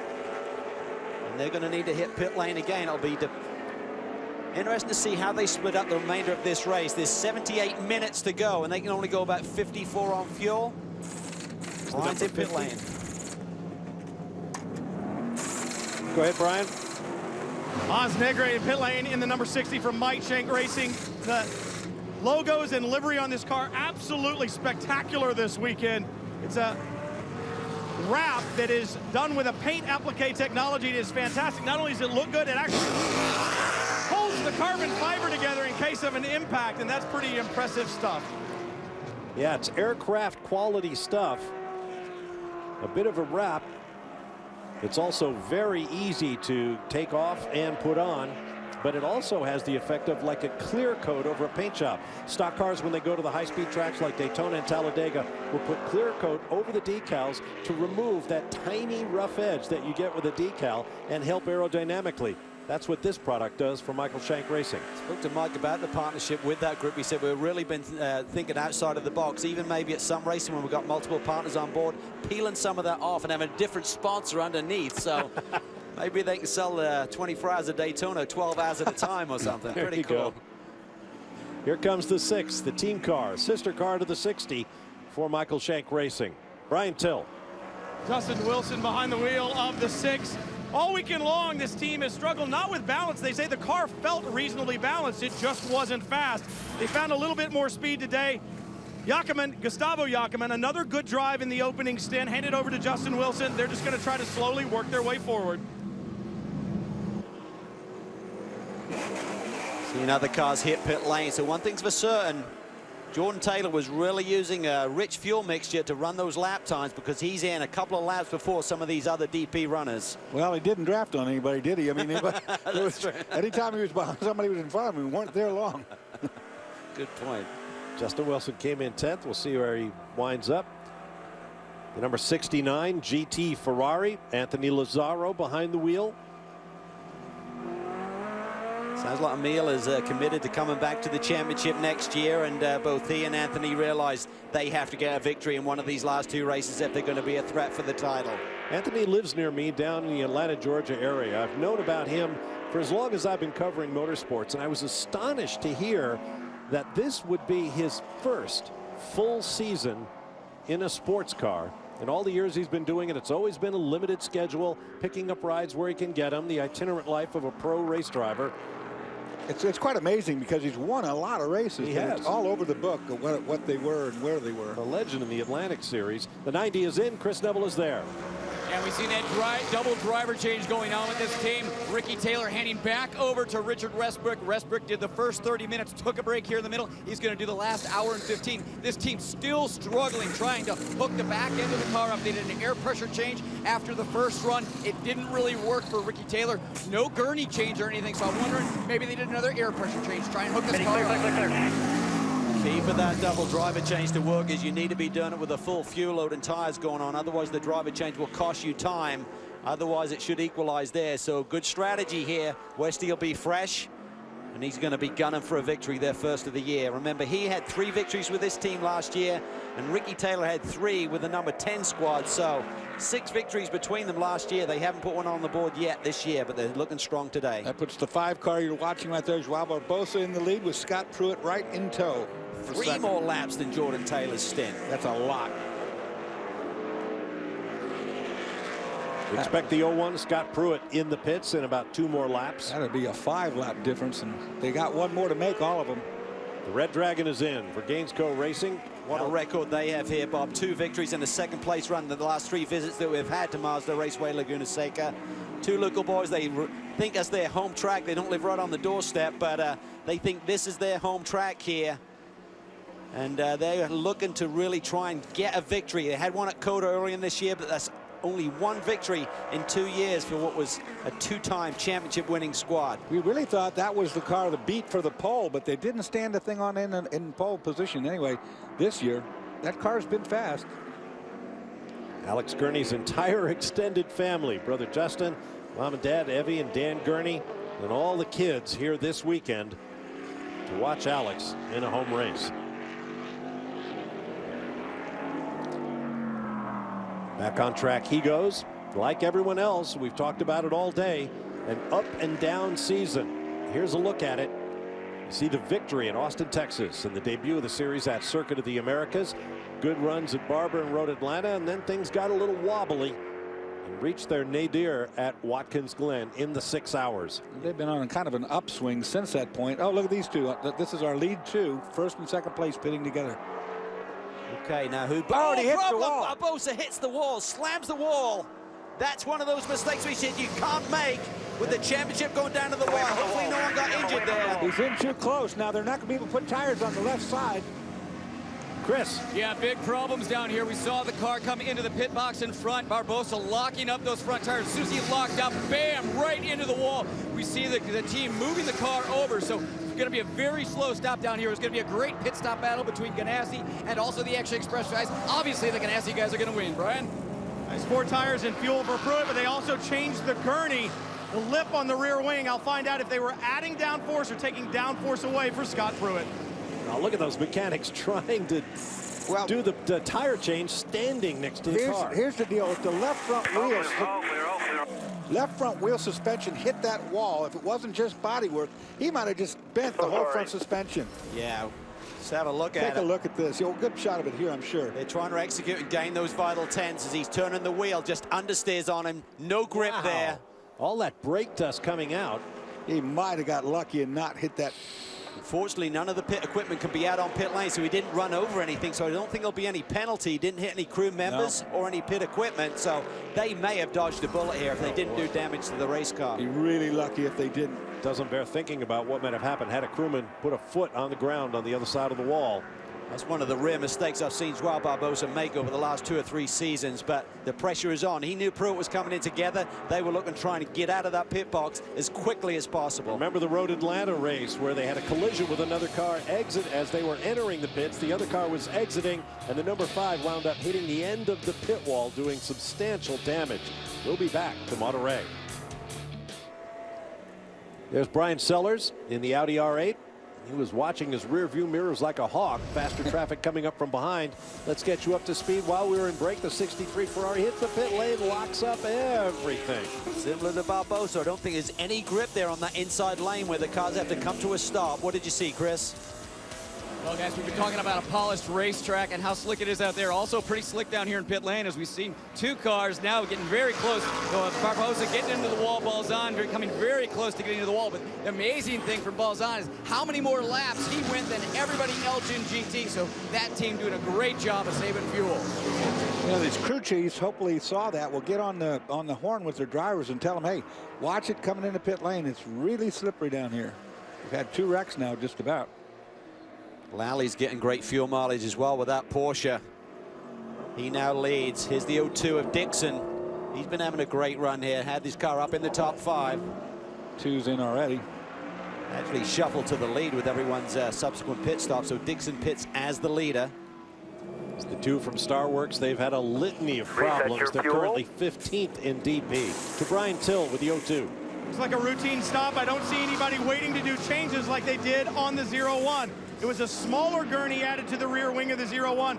Scott Pruitt complaining about high-speed understeer, too much downforce on the back end of the car, not enough grip up front. So no changes for Scott Dixon. He's 2nd in the IndyCar Championship, and this is actually going to be good practice for them because it's a 4-week break until the next IndyCar race. Anytime Scott Dixon can get behind the wheel of a race car, that's keeping him sharp, and he wants to be sharp for his championship and for that of the 01. Here's that calming voice of Mike Carl. Managing director at Chip Ganassi Racing, talking him through all of this stuff. So this will be exciting. See what Dixon can do here with just over an hour on the board. Looked all fairly routine, no dramas again. Boy, that's a narrow pit exit. Yeah, it really is. Talk where you about have to be threading the careful. needle. You can get in trouble right here with cold tires, so easy.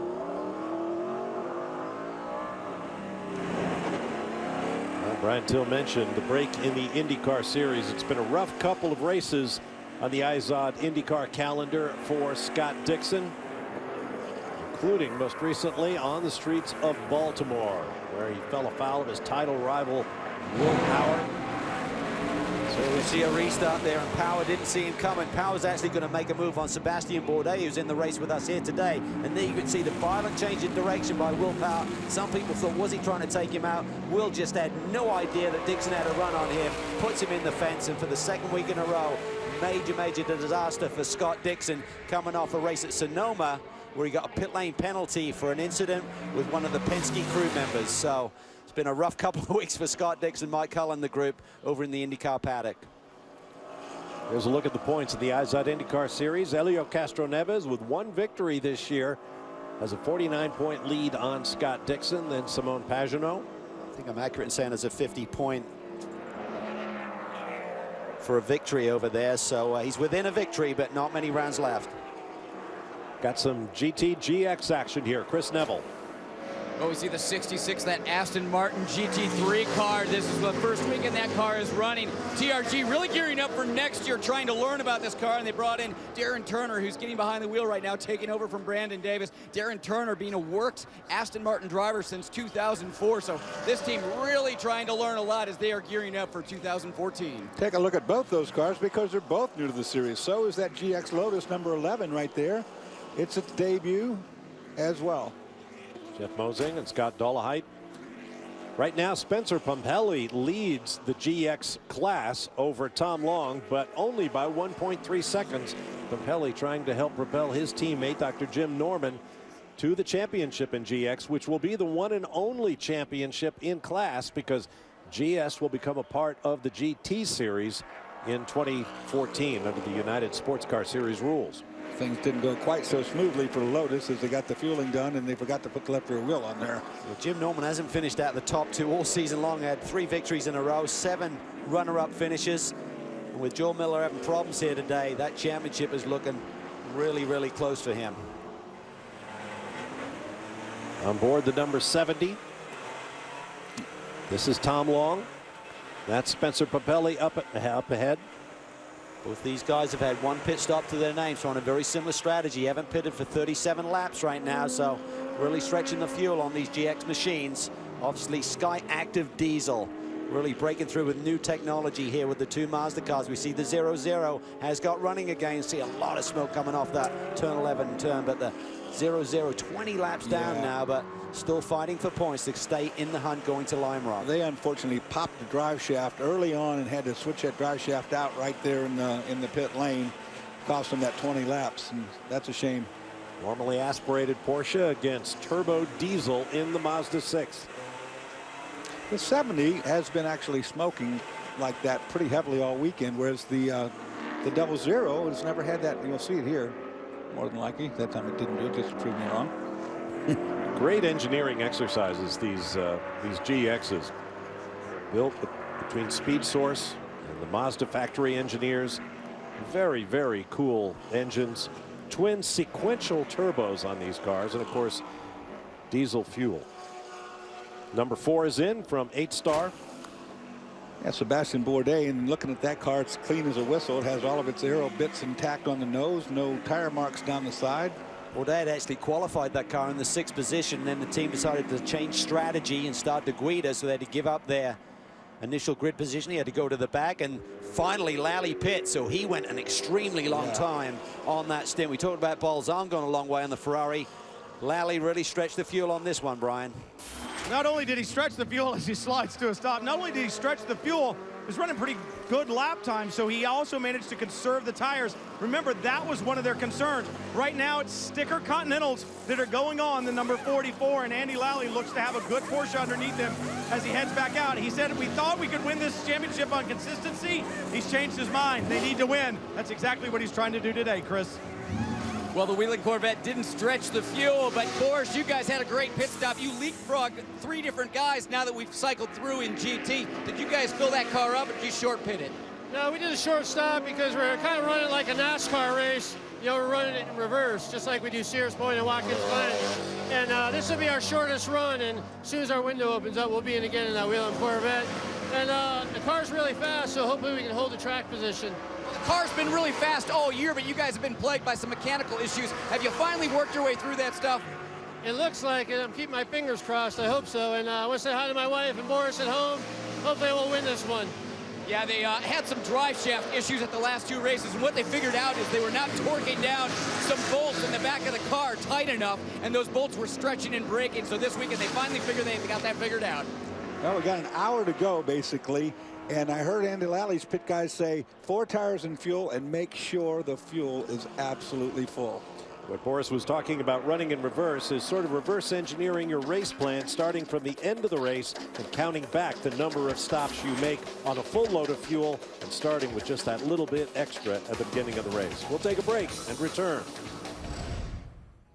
This week, it's been my pleasure to spend a few minutes with a legend here at Laguna Seca and across the world of motorsport, Dan Gurney. Dan, your son Alex is in the midst of a championship fight. What have you been able to tell him that might help him in the races to come? Absolutely zero. But Bob Stallings' team is a mature team that has most angles covered. What memories come to mind when you come to this racetrack? Oh, memories of Fort Ord. This is where I went in the Army in 1952. It was very cold, and we had summer issue of clothing, and everybody ended up with some form of pneumonia. So that's my first memory. It's not an easy track to, I mean, the reputation is it's very difficult. The fans love it, but drivers complain about it. Where do you see sports car racing right now? I don't have a big far-reaching viewpoint, but I think the idea that combining the LMS, I think that's a great thing. In other words, if you have 2 entities and you can combine them and pay attention, I think it's going to be very beneficial. It doesn't mean that I know how to generate the sort of crowds that everybody hopes for, but I think it's a very positive step. It's always great to chat with Dan Gurney, who still treasures in motorsports the idea of unlimited technical innovation, freedom, and the excitement that you get when you have the very best people free to do their very best work. Talking about a positive start, and that's exactly what next year will be as the combined sports car series launch at Daytona 24 Hours with some new classes of cars, and it'll be exciting. Yeah, we know there's going to be 4 classes within the championship. 3 of them are essentially set. We're going to have GTD, which is going to be GT Daytona, like our Rolex Championship. We currently have that GT class. GTLM, which is like it runs in the American Le Mans Series. We have LMPC, which is a challenge class, which really has done great things over the last few years in the ALMS. So those rules are essentially set. The big one, of course, is the prototype class, bringing these DPs together with the P2s. We sat down with Scott Elkins this week, the technical director. He's very bullish about where they're at with their simulations. Pieces are now being built. They expect to be on track next month, testing those parts. And in fact, the Wheeling engineering team actually tested their DP, which is going to campaign next year, with a few of those development pieces earlier this week. Tried a new Venturi at the back, which gives the car more downforce, different rear wing with an extra element to that, and it really had some positive results in giving the Daytona prototype more grip, and that should equalize those 2 different cars. They're going to up the horsepower on the prototype a little bit as well, and the tests are occurring right now. I mean, they're happening and they're building pieces, so it's not far off, guys and gals. One other thing that Dan Gurney said that I thought was interesting is he says, I can't stand it when success and innovation is penalized. If you invent a better mousetrap, more power to you. Everybody else has to get better. The idea of bringing a front runner down to the level of the opposition, he thinks, is just dishonest in terms of the fans. They want to see the very best out there doing their best work. Series also said they're expected to make a big announcement this week, so we'll certainly wait with bated breath. I think we know what it's going to be, but Can't let the cat out of the bag yet, and the schedule is really, really close. I think there's just 1 or 2 tracks. Got to sign the contracts. Looks like it's going to be a maximum of 12 events, and probably where all of the classes only run 11, so that should help with the budgets for next year. So they're really getting the things together. I know everyone's very impatient, but remember, we normally don't see a schedule until much later in the year. So if we see this in the next 2 or 3 weeks, it would be very early for all of the teams that are looking to campaign next season. In actuality, it's more finalized on more different venues than I think I've ever seen it, although, you know, everybody is waiting in anticipation, so I think we're anxious, but to be honest with you, these guys have done a heck of a job, and they are on time. Well, out there, Justin Wilson is running 4th in the number 6 machine. Don't overshoot. Here comes Jordan Taylor in the 10. This is the number Simon told me this morning. 54 minutes they can go, so they're in their window, so they don't get caught out with the yellow.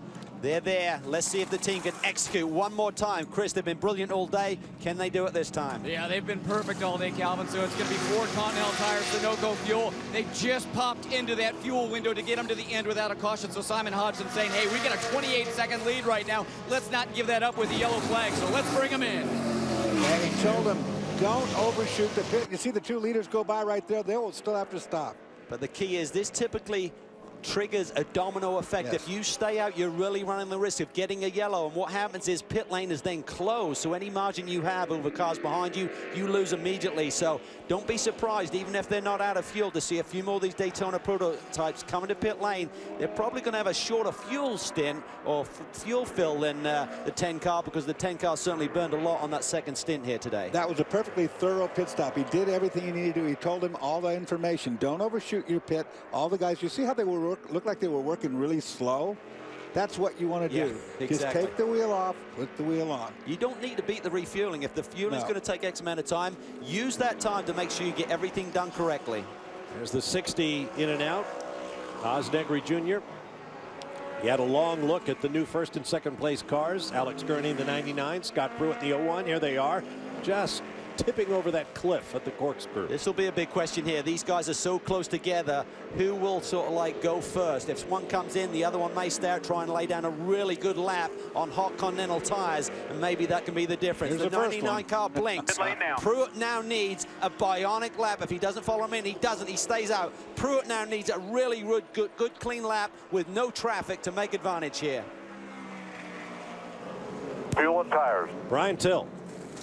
Pruitt needs a good lap, and the Gainesco team needs a good stop. Alex Gurney behind the wheel, just sitting, waiting for those 4 sticker Continental tires and a full load of fuel. They'll be ready to go. Meanwhile, Pruitt out there doing the best he can to lay down the lap like you talked about. Now it's going to be up to Alex Gurney to find that magic lap on the out lap on full fuel and cold tires. They're telling Pruitt to stay out for 2 more laps. Now that runs the risk, Calvin, like you're talking about. If a full course caution comes out, he could be in big trouble with that strategy. Chris. 5 card, Chris. Oh, Joao Barbosa coming in. Interesting strategy from Action Express. Just fuel, no tires on this top, trying to make up a little bit of ground here. Wow. There's a gamble.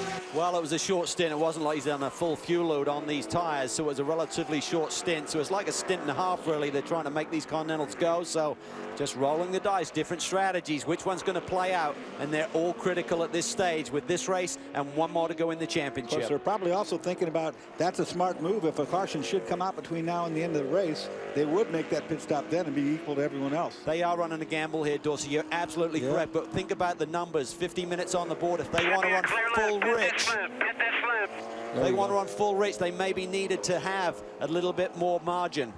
If they bring him in too early, they may have to lean him out to run to the finish. If they catch the break they need, which is not getting a yellow, Pruitt needs to run down some really good laps. That last lap was a 23.5, which compares with his best of a 22.7. So that's pretty good going late into the stint. There's the 10. Jordan Taylor's last lap, a 123.2. On fresher tires, obviously, and so He's forth. only 11 seconds behind Dorsey. Scott Pruitt, and has 26 seconds just to roll down pit lane, plus the servicing.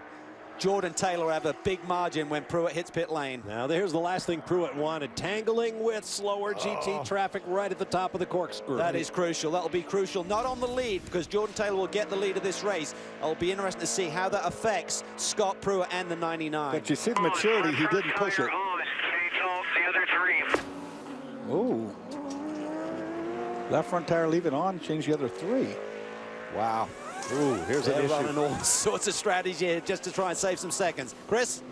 Well, Robin Liddell in for his final stop. It's going to be interesting to see if there's any issues with the Camaro when he tries to leave the box. Remember, this car, they were concerned about potential clutch issues. He was able to exit the box on the last stop without too much issue. The team behind him pushing him and helping him along, but just 4 tires, fuel. And right now we're seeing the team waiting on fuel. A lot of crew members back there going to push the car here. If he has any issues with that clutch, trying to get as much Sunoco fuel in this Camaro as possible before they release Robin Liddell. And let's go back to Brian. Scott Pruitt is in the 0-1. It's scrubbed Continentals that are going on, meaning they've been used already. That was a quick stop, and Pruitt down and away. Quick stop, and I think it was only a 3 tire change, Brian. They were trying to save precious seconds. I don't think there was a left front that got replaced there. You're right, absolutely right. They put 3 on only. Left front is still the same. Let's see how he comes out against the 99. Jordan Taylor moves back to the race lead. Scott Dixon to 2nd. Richard Westbrook to 3rd. Pruitt rejoins 4th. That was a strategy call. Leave the one on there. There's the 99. Where's Pruitt? I think Pruitt may have got out. I think he's gone already. Yeah, that wasn't even close. So that was a great call by the Ganassi team, because the 99 car had to get up to speed. There's Pruitt. He's way ahead. That was a great call by Timmy Keene. Another break coming up. We are at 47 minutes, 30 seconds and counting here in the Continental Tire Sports Car Festival at Mazda Raceway Laguna Seca. We'll be right back.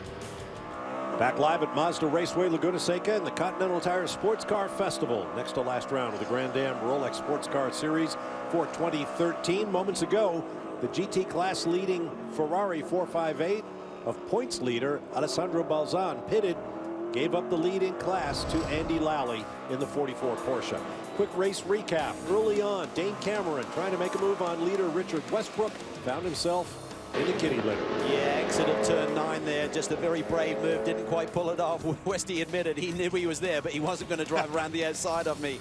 Dusty start. He brings it back in. Then Pruitt, after taking over from Memo Rojas, boy, did he charge through this field here today, Dorsey. Made up 2 positions in just 1 lap after he got in behind the wheel.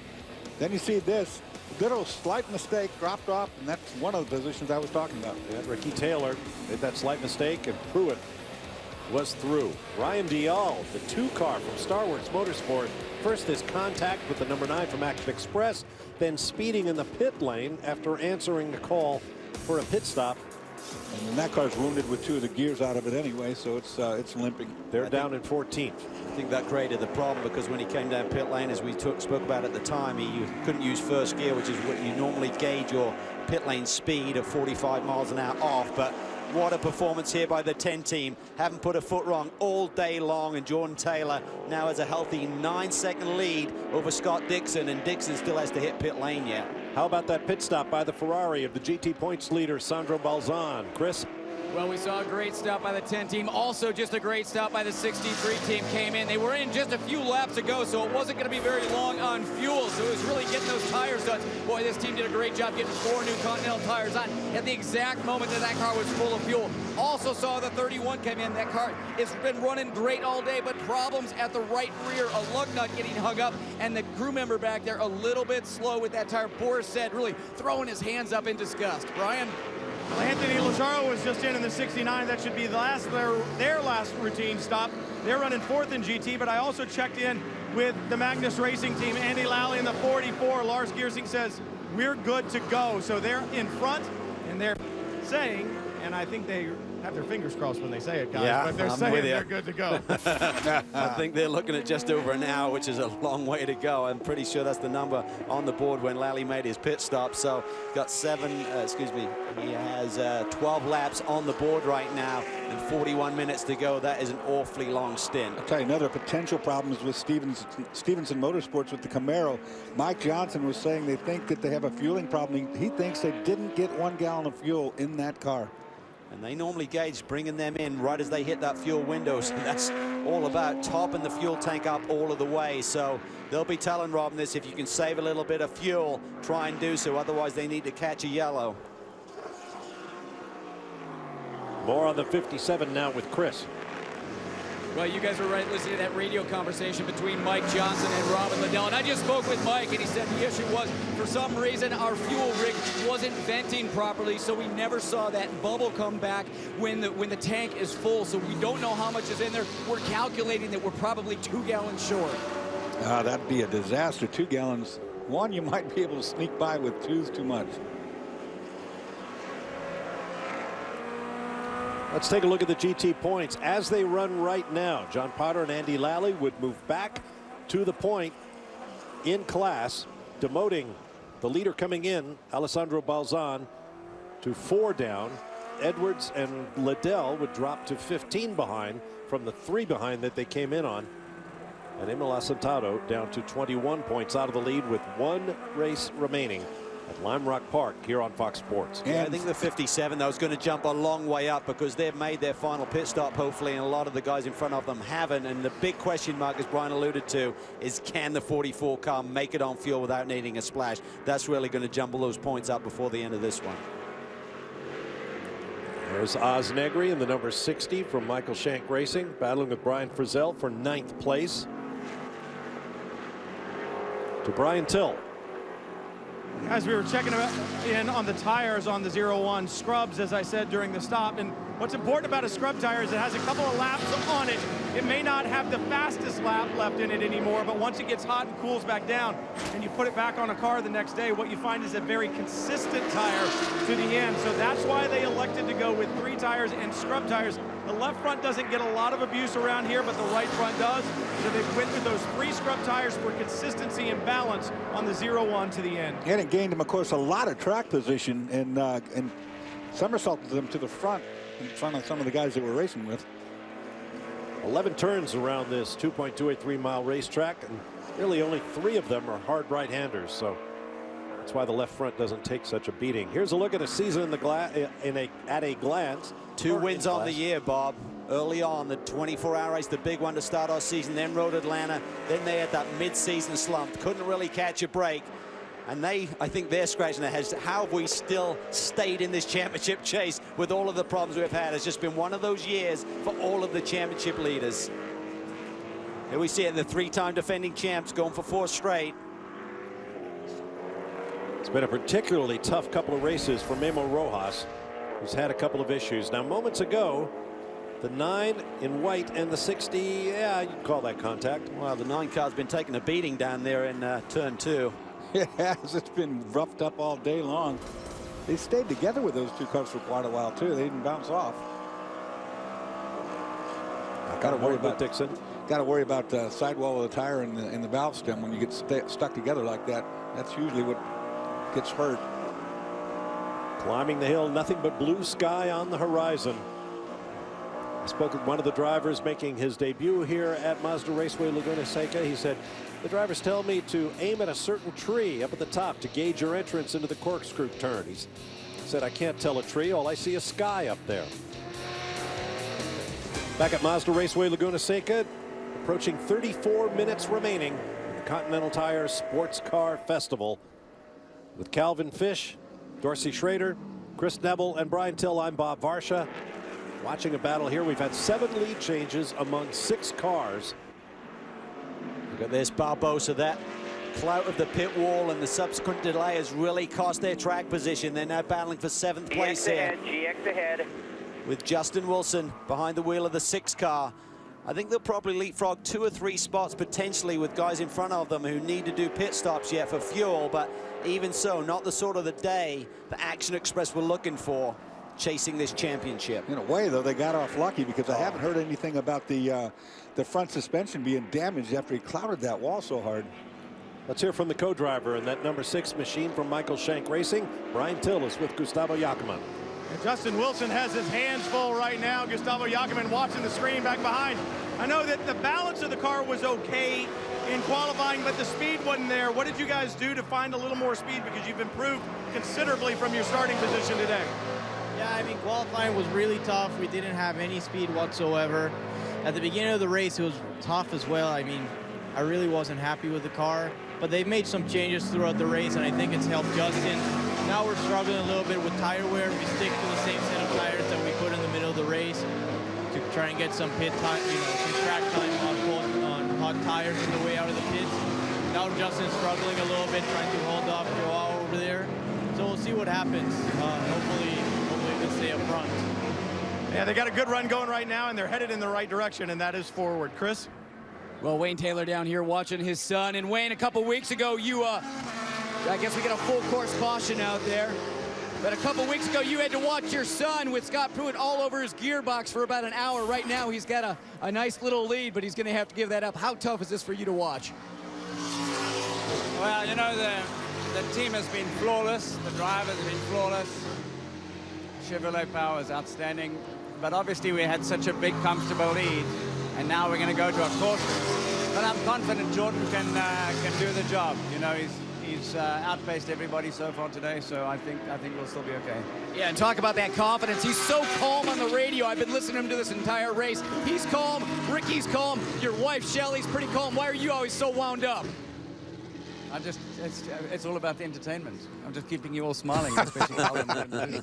He's full of it, is what he is. Yeah, he definitely keeps Calvin entertained. Yeah. Just don't ask to be paid for it. Yeah. We are under the full course caution for the Turner Motorsports BMW M3, number 94, Paul Denalana, parked in the kitty litter. Currently shown 12th in the GT class, 3 laps down to the leader. So we'll take this opportunity for another break and return to Monterey. Still under caution here at Mazda Raceway Laguna Seca. There's the 94 Turner Motorsports BMW, finally extracted from the kitty litter. We've mentioned 2 new cars making their debut this weekend, the Lotus Evora in the GX class, and in GT, the wild Aston Martin V12 Vantage. Here's Kevin Buckler to tell you about it.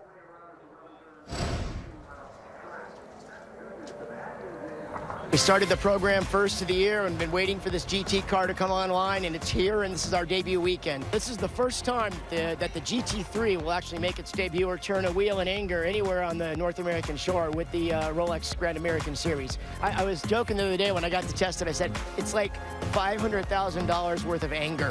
It's great to be, driving the car for the first time in this championship, and to be doing it with TIG, one of the partners of Aston Martin Racing. It's hopefully at the beginning of something very exciting for everyone.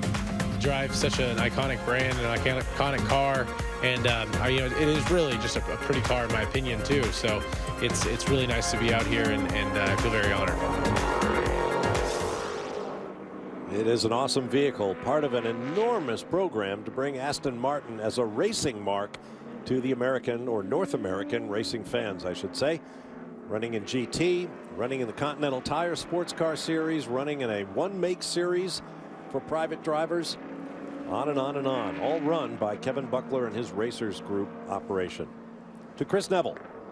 Well, our pole sitters definitely had an eventful day, running third right now. Ricky Taylor, you guys have just had a hard time keeping the back end of that car planted. Now, I know there's been a lot of debate whether to leave Richard out, hope for more cautions, or bring him in, but it looks like they're going to bring him in. Yeah, it's not a real third position right now. It's just on strategy. We stayed out to see, what we can make up on, hot tires. But, the rear of the car just isn't quite good today, I think. We were really good in the cold conditions. So yesterday in practice and qualifying at night, we were really strong, and we gambled with the setup a little bit, hoping for a cold day again. And I think when the sun came out and the track got hot, we lost the rear of the car a little bit. Well, we can see Richard Westbrook pulling into pit lane right now, going to do tires. And I talked to Troy Fliss about potential changes with this car, and he said they've tried everything at the back end. Right now, they're probably going to try and take some air off the front of the car. Brian? Well, down here at 8-Star Motorsports, Enzo Potolicchio, 4-car having a good run today. Sebastian Bourdais up in the top 5, and that's big for that car. It hadn't run all that well this year. For you guys to finish well in that 4-car, how special is that going to be, considering you guys come in here with absolutely no data? It's going to be great for us, actually, to give it, to have a top 5 or even better, because we're the only new team here in DP. We came to set up our cars in 1.5 hours, so we actually gained a lot of ground, and we made changes even for qualifying. So we have a decent car for the race, and I think Sebastian, obviously, we have a great driver in there, and having the car in the top 5 is going to be a great result for us. Well, they jumped into the deep end with 2 cars this year. You heard him say we had no data, and pretty impressive performance right now, especially by Bourdais. Tell you what's a great and interesting strategy called the 0-2, which also needs a lot of help on fuel. They're about 10 to 15 minutes shy of making it to the end. They did not come in with Richard Westbrook, so I think Michael is playing some strategy games here with Scott Dixon. He's just laid down the fastest lap of the race. He has the same pace as Jordan Taylor right now. He doesn't have enough fuel on board, but he can really be a factor here in this championship mix. Look there, you got Jordan Taylor, then you have Dixon, then you have the other Ganassi car, Pruitt. This is going to be fascinating to watch this one play out. It'd be a lot easier decision if the 01 were right up snugly behind the 02. We'll see what happens in the closing 25 minutes of the Continental Tire Sports Car Festival in Monterey. Certainly the 10 team has been strong there. They're leading the championship. They're leading this race. And they've won that final race of the year at Lime Rock 3 years in a row. So good signs, but I tell you what, Wayne Taylor has to be nervous on the pit box right now with those 2 Ganassi cars right behind him, and definitely running some gamble on the fuel strategy with the 02. Mike Shank was on the radio to Justin Wilson. Let's listen in to what he had to say about some of the strategies being played out here.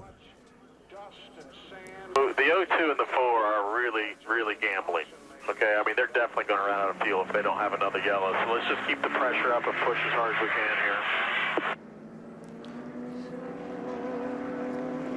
Some good advice there. Let's join Brian Till standing by with Memo Rojas. Yeah, you say Wayne Taylor's nervous. I think Memo Rojas a little bit nervous down here as well as he's watching on.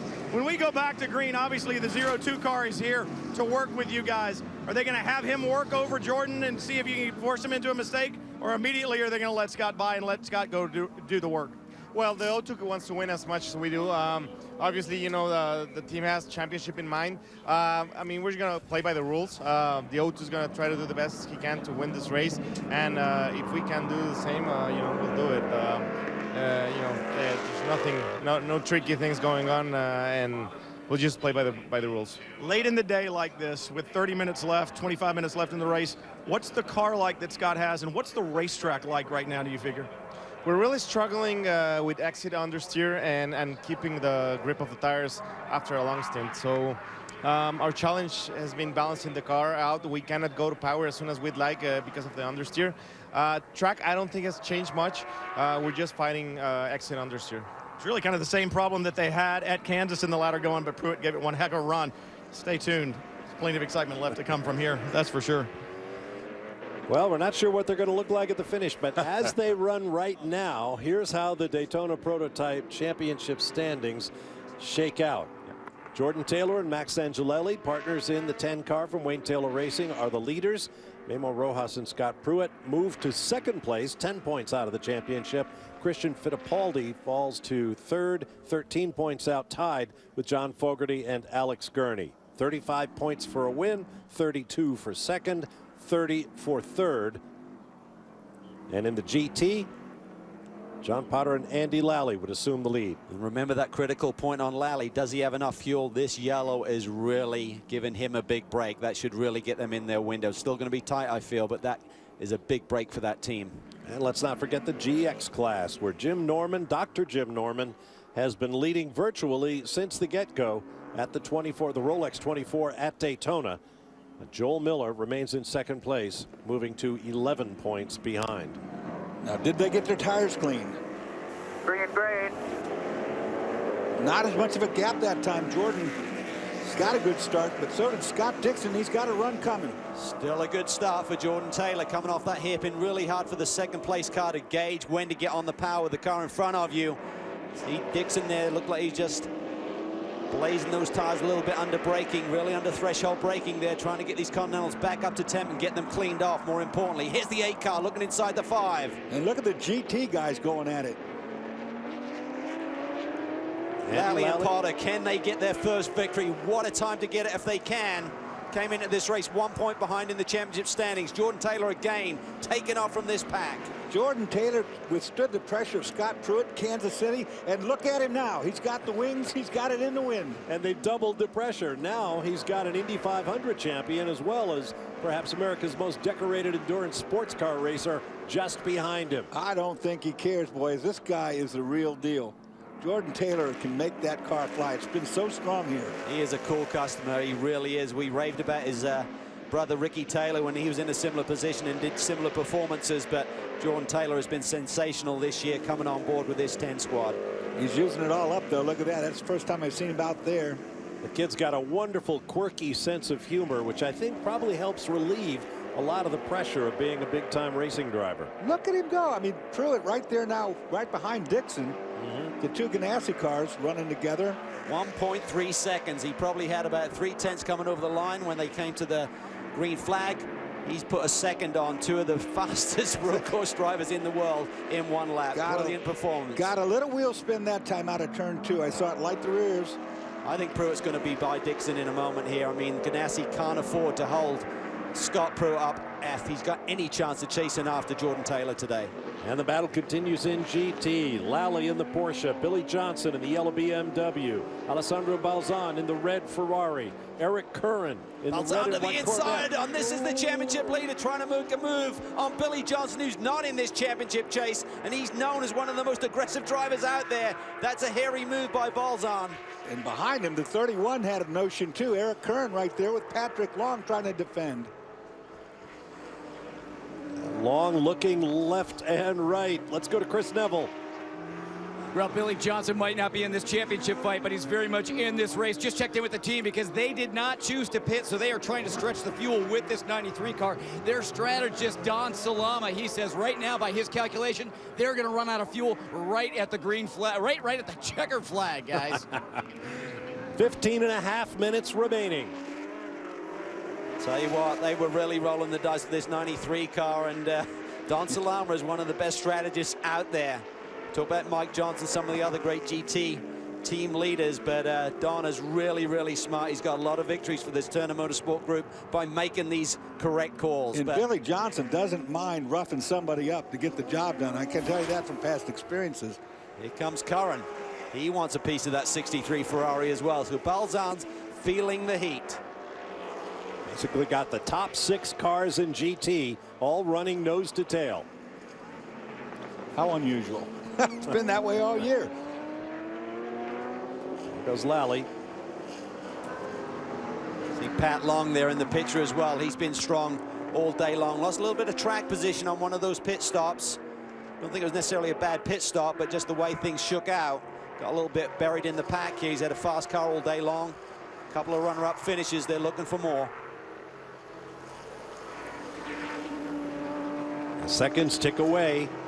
Alessandro Balzan running 3rd place, and that number 63 Ferrari is going to need to get by Billy Johnson in order to minimize the damage should Andy Lally and John Potter go on to win this race in the 44 Magnus Racing Porsche and take the title fight to Lime Rock Park at the end of the month. To Brian Till.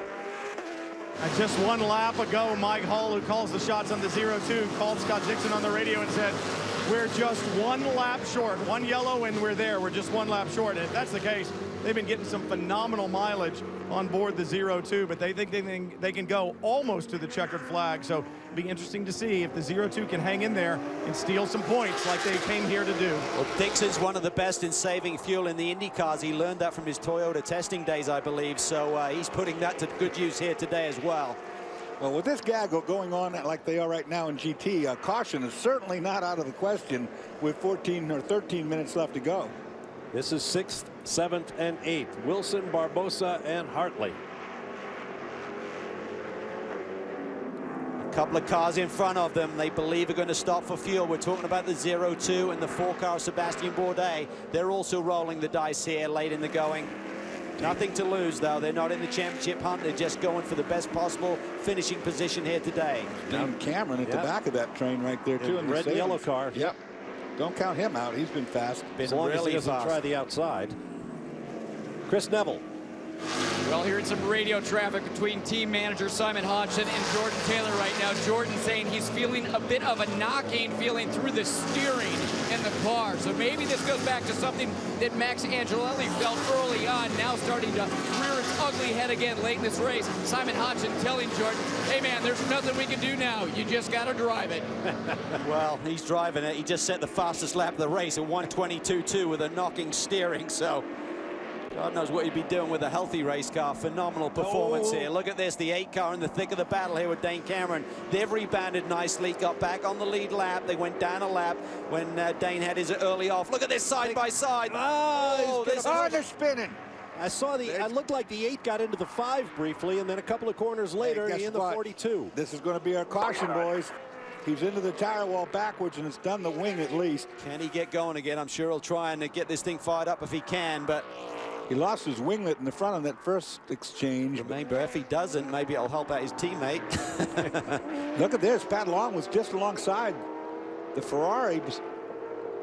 Alessandro Balzan. That car is still stationary. We'll see what happens.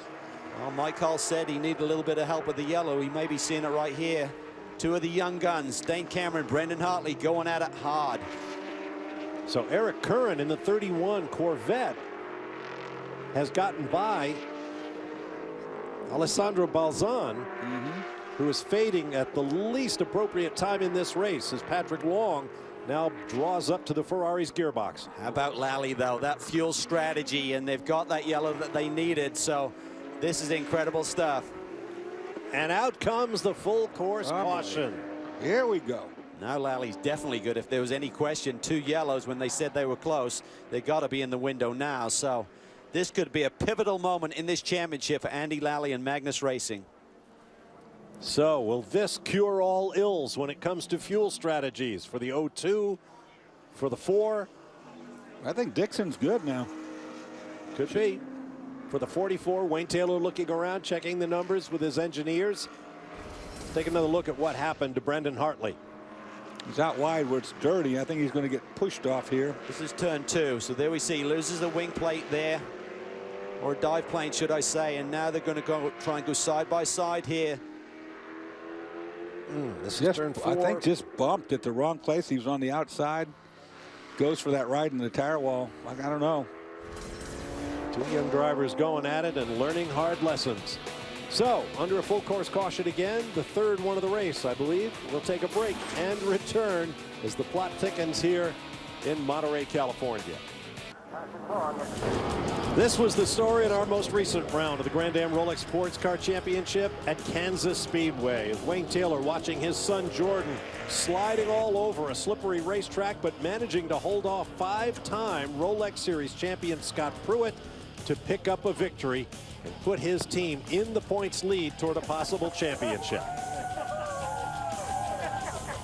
Jordan Taylor and Max Angelelli.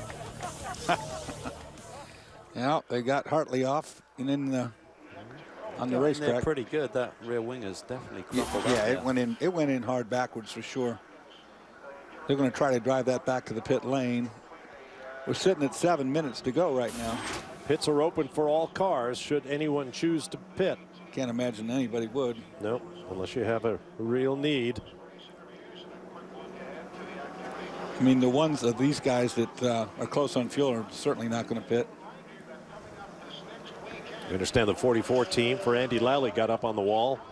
Might have just been a ruse. Yeah. Scott Pruitt in the 01 holding back. There they are, the Magnus Racing Group. I think they're just messing Yeah, with the they other, giving them hope. Either that or they were telling us way off on their numbers earlier, but It wouldn't make sense right now to do anything. You got 6 minutes to go. That car's not even moving yet, you know. There's Max the Axe Angelelli watching his young protege at work. He's got a their good one. 4th victory on the year. But more importantly, they boost their points lead over their challengers. Coming up on 6 minutes to go. How many laps will we get in? If any. Once they get the 8 pop started and running, he can drive it back. I don't think that the wall was damaged. That's good news. More on the 02 situation now from Brian. You guys will love this. I was just talking to, easy for me to say, Mike Hull about the 02. I said, so this yellow gives you then what you need to make it to the end. And he goes, well, maybe it'll be really close. I was like, well, you just told Scott Dixon on the radio last lap you just needed 1 more yellow. He's like, yeah, well, it's going to be really close. So maybe they're not telling their drivers quite the truth behind the wheel while they're out there. I wonder. Keeping the motivation high. Oh, that never happens. Tell the driver something to keep his spirits up. Certainly been a great relationship. Scott Dixon's been at the Ganassi camp for a long, long time now with enormous success, and they still have great chemistry, which is hard to have after all these years. Looks like the lights are out on the safety car, headed up toward the corkscrew. We're back in 1996. I was part of a broadcast team that witnessed the first ever use of the Zanardi line by Alex Zanardi, driving for Chip Ganassi, overtook Brian Herta from Bobby Rahal's team. 4 wheels off the track, back on. Ganassi driver doing a desperate thing. Maybe we'll see it from Pruitt or Dixon here. We see something like that today. Andy got away with it and won the race. Well, I'm thinking that was a once-in-a-lifetime deal myself, to be honest with you, but we'll see what happens here.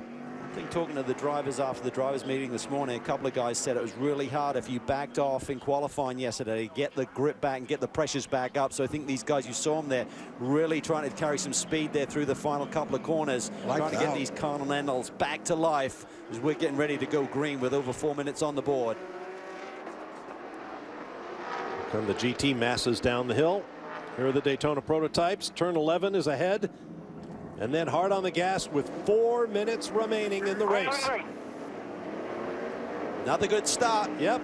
Jordan Taylor takes the lead and stretches it here across the stripe. Dixon's not really close enough right now. Just got to hit his marks, get through turn 2 cleanly. Pruitt looks to the inside. Pruitt's got to get around that 0-2 if they don't give him a team order. I mean, this is a championship. What the heck's going on? Pruitt looks to be struggling with a little bit of understeer. A lot of steering input there going through turn 2. Boy, oh boy, look at Jordan Taylor taking a page out of the books of Kyle Busch and Sebastian Vettel when it comes to restarts. The car's just coming alive quickly. GT, look at Lally. He should be good on fuel right now. Billy Johnson, he may be good on fuel as he goes sideways there, coming off at turn 3. Eric Curran putting pressure on right there in the 31 wheeling Corvette. Don't count him out. He's really aggressive. Curran's going to be going for it. Maybe there'll be some argy-bargy there, and Balzan can take advantage of it. Balzan looking to the inside, not even close enough to do that. Look at Curran, great run there. It drops it right rear. That's going to slow him up. Balzan, if he backs off, can get a run up this hill possibly. But he might come under attack from Patrick Long in that silver and white Porsche from Park Place. Andy Lally out in front right now. Earlier the year at the American Le Mans Series event at this very racetrack, Andy Lally leading his class on a late race restart, got snookered and finished 3rd. It was not going to happen today. He was on it from the drop of the green, and Andy Lally should now have the fuel to make it to the end. Up at the top of the hill, we saw Patrick Long make a move, and Alessandro Balzan covered it, entering the corkscrew. Yeah, he was mirror driving up there for sure, no doubt about it. Well, Jordan's not that far away in front of these Ganassi duel for sure. Dixon's there, but a lot closer. Remember, after that last restart, 1.3 seconds after that first lap, it's 0.6 this time, so Dixon hasn't let him get away quite as far. Oh, he's getting away now, though. Back to the GT battle. We expect the white flag next time by. Curran's and there's Long attacking. He is. Balzan. And he's all over him. He's trading paint. He's roughing that Ferrari up. He's looking to the inside here. Balzan protects. Well, he's trying to help the other Porsche made up there. Andy Lally, who's trying to win this championship. If he can take this Ferrari down, that helps. Well, remember, he's got a Porsche up front. Balzan's in the thick of a championship chase, so maybe Porsche are on horn to Pat Long saying, don't give him any breaks right now. Rough him up. Absolutely rough him up. Great stuff. Lights up the tires a little bit. Look at the lead that Jordan Taylor has. Change of position. Pruitt's around Dixon. We thought that would have to happen with the Ganassi camp. Yep, Pruitt now into second. It would make no sense for that not to happen. I don't think they can catch up to Jordan, though. Jordan Taylor is just dominated today. The key now is they need Dixon to hang out there and try and keep those other cars, like the 99 car, further behind Pruitt. Every point will be critical. One more lap. Andy looks really solid right now. If he doesn't make any kind of mistake, Billy Johnson's going to have the pressure from behind for sure with Curran there, and Balzan can't be happy about getting roughed up by Pat Long. Let's have a look at the pass between the Team Ganassi cars. Coming down to turn 5. Just let that happen, no question. You saw Scott Dixon going out to the outside, lifted off the throttle. Watch here. No contest. That's a give me. Played the perfect part here today. Put the pressure on. Has got that Ganassi car up into the podium spot. Oh, now Patrick Long has gotten by Balzan. And there's damage to the back. Big damage. To the left rear. There had to be some contact there down in turn 2. Balzan will not be happy. He's an Italian. He's going to be fired up. How does he respond to this late in the going? Championship on the line. Well, it could draw Pat Long a penalty too, guys, before this thing's over with. We'll see if we can find that. But there's been contact. This would be the second time this lap. between that Balzan's got to Porsche. be cool, though. He can't afford to throw it all away and do something desperate here on the final lap of this race. Looks low in left rear. One corner remaining for Jordan Taylor and Max Angelelli to make it 2 straight. Good job, buddy. Good And job. firm up the Nice lead drive. in the championship with victory at Mazda Raceway Laguna Seca. Phenomenal. That was just brilliant performance. Look at Lally. He's looking for the first win of the year. Patrick Long looking for a podium spot as well. He's putting the pressure on Curran. One last corner down here off of 10. The hairpin. We've seen it so many times. Watch Pat Long back here. These guys are celebrating early. Yep. Fist out the window, and why not? Andy Lally picks up the win with John Potter and takes the points lead in the GT Championship. What a time to get that first victory. You're not Great kidding. car, Lars. Great strategy. Well, we know they're happy, no question about it, but that pit lane better be watch out when these other guys get there. On board with Sylvain Tremblay in a car his company created, taking the victory for Mazda in GX. Good job, guys. Good job. 8th consecutive victory for Mazda in the GX class. That man is unbelievable. Wow. Let's go back and watch the pass. Patrick Long on Alessandro Balzan. Down in turn 2. Balzan does defending, and he just roughly kind of just pushed him wide. That was pretty cool. That was pretty cool. Nice job. Yep. Racing incident. Wow, what a finish. And yet another change in championship leaders among the 3 classes in the Rolex Sports Car Series.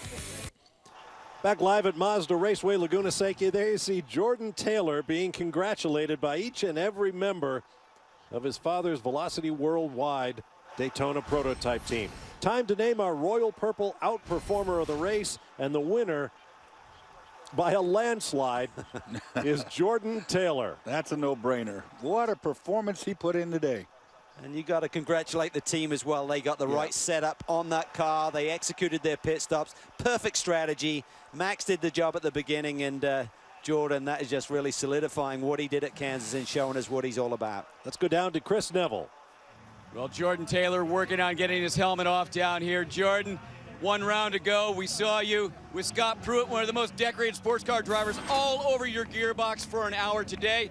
It was one of the most decorated IndyCar drivers, and it just doesn't seem to faze you. Yeah, it definitely fazed me. Like Dixon, Franchitti, Pruitt, I mean, all these guys are legends in my mind. I've grown up looking up to them, and they're still my heroes. I still watch them in IndyCar, so I was definitely under the pressure, but I knew if I could hold them off, I would be in a good position for the points, and it couldn't be better for the points day for Velocity Worldwide, Toshiba, and the whole team. Yeah, this was a weekend that nobody could really win this championship, but you could lose it here. But you guys go into the final round with now an 8-point lead. What does that do? We still can't make any mistakes. We got to do what we always do and try to execute as well as we can. I mean, you saw with the 2 car today and the 5 car, I heard it on the radio, they made a couple of mistakes. So it can happen to anybody, and we just got to keep on our game for Lime Rock and hopefully come away with the championship. Yeah, boy, this team is on their game. Brian? Oh, GT, spectacular as usual. And Andy Lally, congratulations, bud. You told me you thought consistency would win it at the beginning of the year, but you changed your mind coming into this weekend. You got the victory that you guys so badly needed. How was it in the ladder going there, especially with that last full course caution? That last full course caution was horrible. My heart went up in my throat. I knew it was going to happen. I tell you, though, this Porsche engineered Magnus Racing, Lars Giersing, did a great job because we knew we were going to burn the tires off, so we couldn't go at them at pace, and we just conserved, and we did it on fuel, and that got us a position. John did probably one of his best stints yet. Came in and we were able to, when he pitted and we got back out, we were P2, and we didn't have much for the Ferraris on pace, but boy, I mean, John went flawless all weekend. We've got Flexbox on the car and the private client reserve of the U.S. Bank helping us out this weekend with a bunch of guests. So to win in the penultimate round of the Rolex Grand Am Series and take the points lead is something huge. Congratulations on the win and the points lead. It's 8 now, Chris.